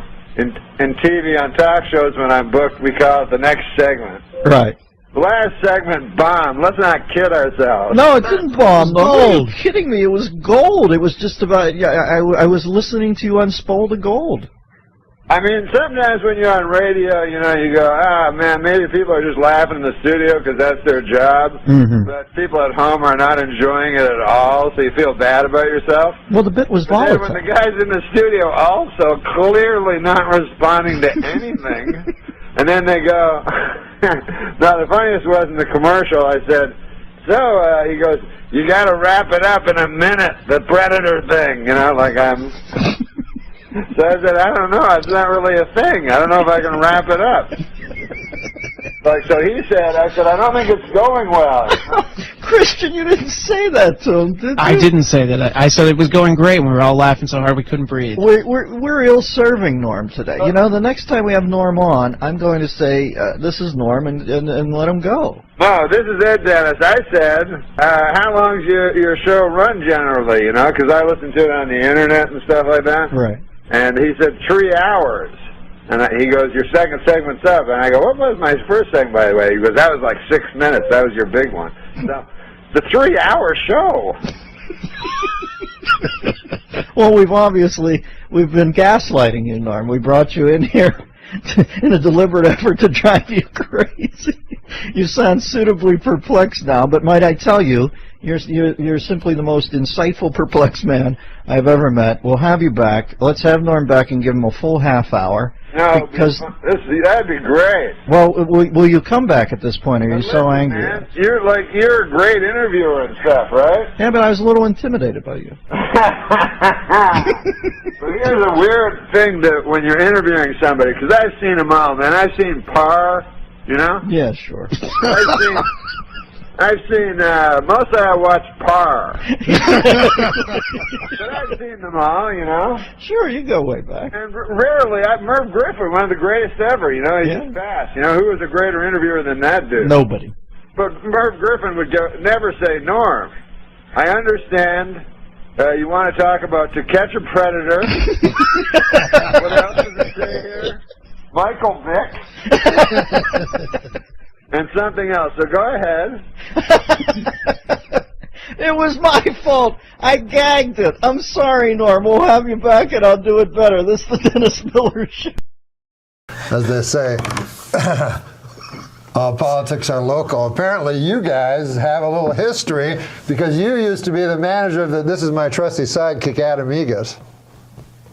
You used to be the manager of the Tempe Improv, the best club in the country. Right. And I did 10 minutes once in front of them, and then I never played there again. When did this turn into Crossfire? And secondly, I didn't ban. Who banned me? I think it was Howard. Yeah, Howard. But you're part of the same regime. No, all right. Well, technically, yeah. But Howard was an old man. Yeah, like Kim Jong-un, right, has a soldier, but like sure. Yeah, I'm just following orders. But you're a part of the thing. All right, I admit that. All right. And what did I do? You know who else said they were just following orders? Hitler. Well, Stalin was just like that. Yeah. What did I do? I think you took your pants down. On stage? Yeah, he got pretty naked on stage. Well, I wanted to prove a point. I said that, you know, skin color is only your skin color, and we're all pink on the inside, so I showed him my butthole. I remember now. Yeah, and that was my opener, and he didn't like that. It's like Lenny Bruce. It was a real opener. I'm scared of letting go. I'm scared of letting go. I'm scared of letting go. I'm scared of letting go of everything in the past. Black is great. Black is great. Black is fantastic. Right? Yeah, I think black is fantastic. Even though, you know, they're not black anymore. But then again, we're not white, right? Right. We're pink like his fucking asshole. We're all the colors of Bobby's asshole deep down. It's beautiful. It's beautiful. It's like you could do that as a poem, like some slam poetry. That's what you should do, Bob. You should go on like slam poetry? Slam poetry thing What do you mean? in New York City. Well, they have these, you know. I saw a wonderful play. A guy went on a trapeze over the audience. This was at the height of the AIDS epidemic, and he cut himself. And his blood, his AIDS. Yeah. his AIDS-filled blood went all over the audience. We never cheered because we were afraid to be politically incorrect. So instead, we contract AIDS. But wait, you were at the show? Yeah. You were being sprayed with AIDS blood? We all got full-blown AIDS within the terrible circus. Did you get your money back? No, we pretended it was good because we'd rather get AIDS than be called homophobe. But this guy said one of the most disturbing things to me. Yeah. He said he was very into the S&M, gay S&M scene. And he said he loved when guys with AIDS would fuck him. He said something like, when they pumped their death up my hot ass. I was like, oh, wait. This looks like a badge of courage, almost. Yeah, it's a real Stephen Crane moment. Oh, man. I don't even know what's wrong with hypocrisy anyways. What's the problem with hypocrisy, you know? People always against it. Go, you know what I hate worse than anything? Hypocrite. But imagine your life if you weren't a hypocrite, you know what I mean? Like if you had a kid, you go, okay, Billy, you're 7 years old now. You know what I mean? And then you tell them who you really are.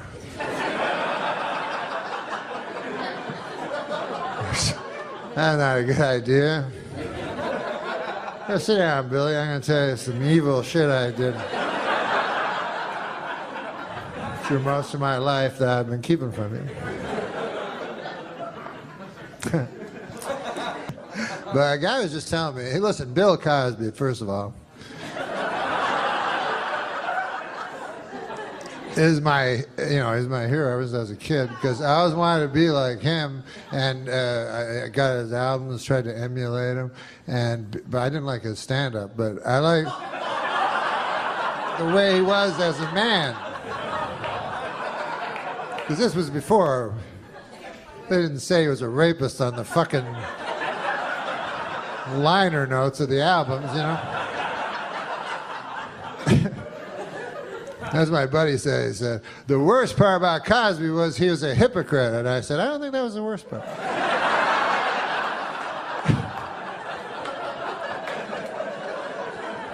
To me, the worst part was the raping. Way up high.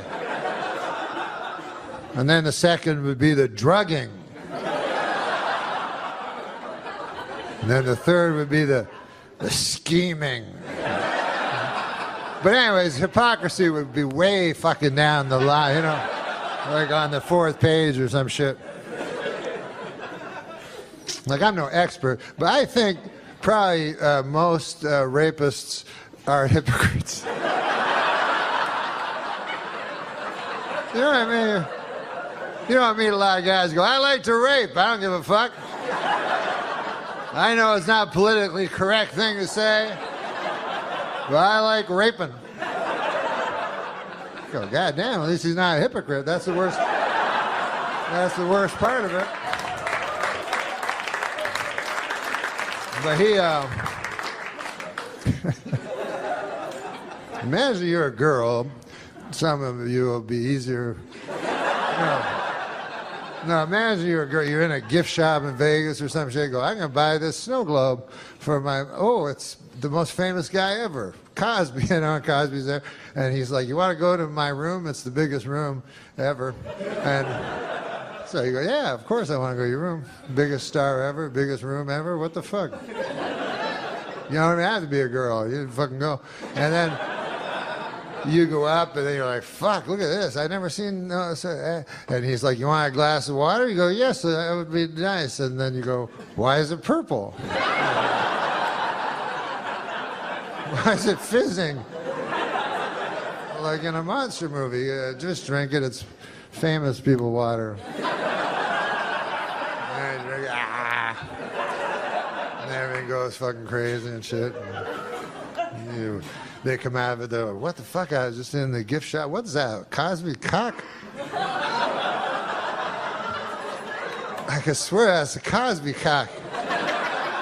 That's impossible. A Cosby cock? Why would there be a Cosby cock in my face?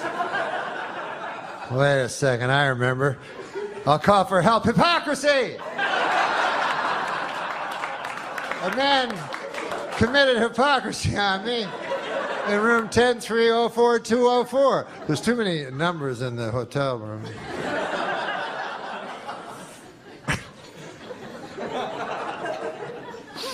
God damn. Cosby. But when you think about that show, people go hypocrite and shit. But in a way, when you think about the show he had a regular fucking life. But then what was his job? He looked in women's pussies and stuff. And you never saw it. They never showed you that part. So in a way, maybe he wasn't a hypocrite.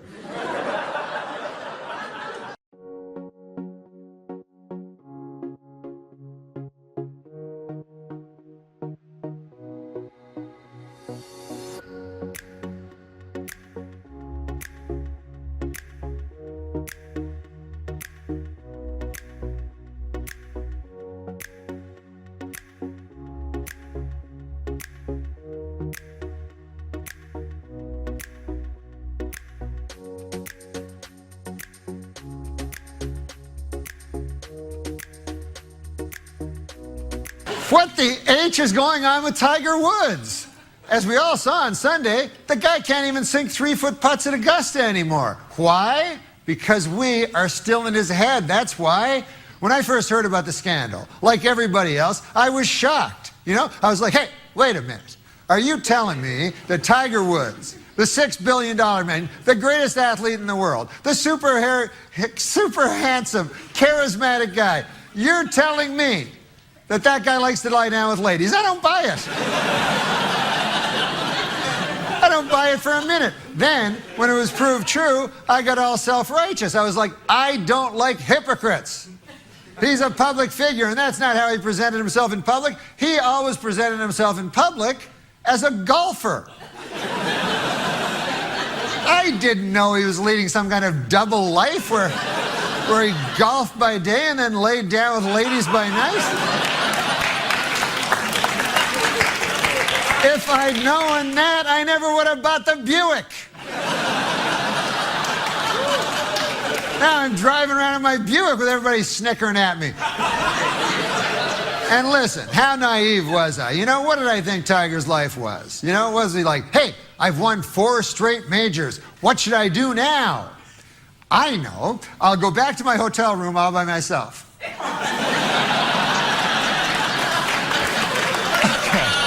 Okay, here I am in my hotel room. Let me just close my hotel room window. Too many ladies chanting my name out there. I know, I'll order some room service. Hello. Yes, I'd like to order...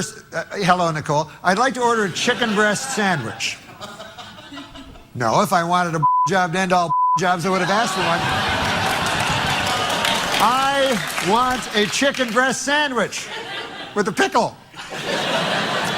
So anyways, Tiger has admitted that he is a sex addict, but what is a sex addict? Now, take my Uncle Bert, for example.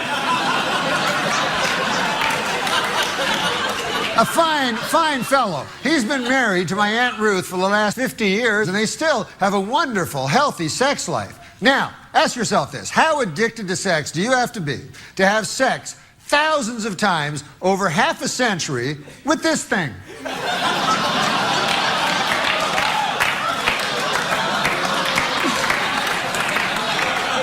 If you're looking for a sex addict, I'll give you a sex addict. Uncle Bert.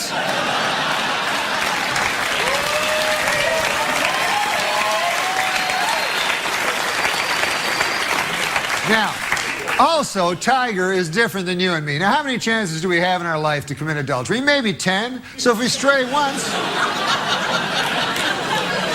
It's not even 10, we just think it's 10. If we stray once, that's 10%. Now, Tiger may have had sex with 50 or 60 girls, but what about the 3 million he could have but didn't? You gotta factor those gals in. Then, that makes the percentage 0.000000006, which statistically is 0. So, from a strictly mathematical standpoint, Tiger Woods is the most faithful man who has ever lived. All right, so let's get out of his head and let Tiger be Tiger. What the H? is lying in a coma in the hospital. The nurse is watching her. She starts washing her vagina. The woman starts moaning. So she's it's even harder. The woman's moaning and biting her lip. She runs outside, tells the doctor. The doctor pulls the husband over and goes, look, I don't know if this'll work, but it might help if you performed oral sex with your wife.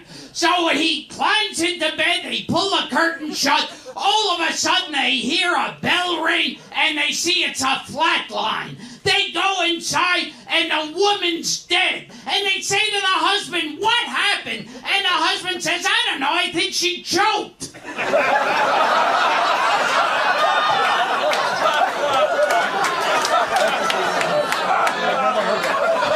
Because he had his dick in her mouth. And now George is sitting there going, well, that's a good way to die with a cock in your mouth. If I have to die, what better way than a big cock in my mouth? I can't imagine everyone has to die, but boy, a cock in the mouth, you can't ask for better than that. Well, let me say something more modern and stylish then. Okay. My wife went into a coma. Oh, sorry to hear that. And the doctor said to me, you won't hear this from any 1935 comic. He says to me, there's one way to wake her up, but it's a little unconventional. You go in there and you have oral sex with her. I said, by God. He says, I've seen it work. I said, well, I'm willing to try. So I go in there, I'm in there about 5 minutes, and I come out. I said, Doc, she's choking.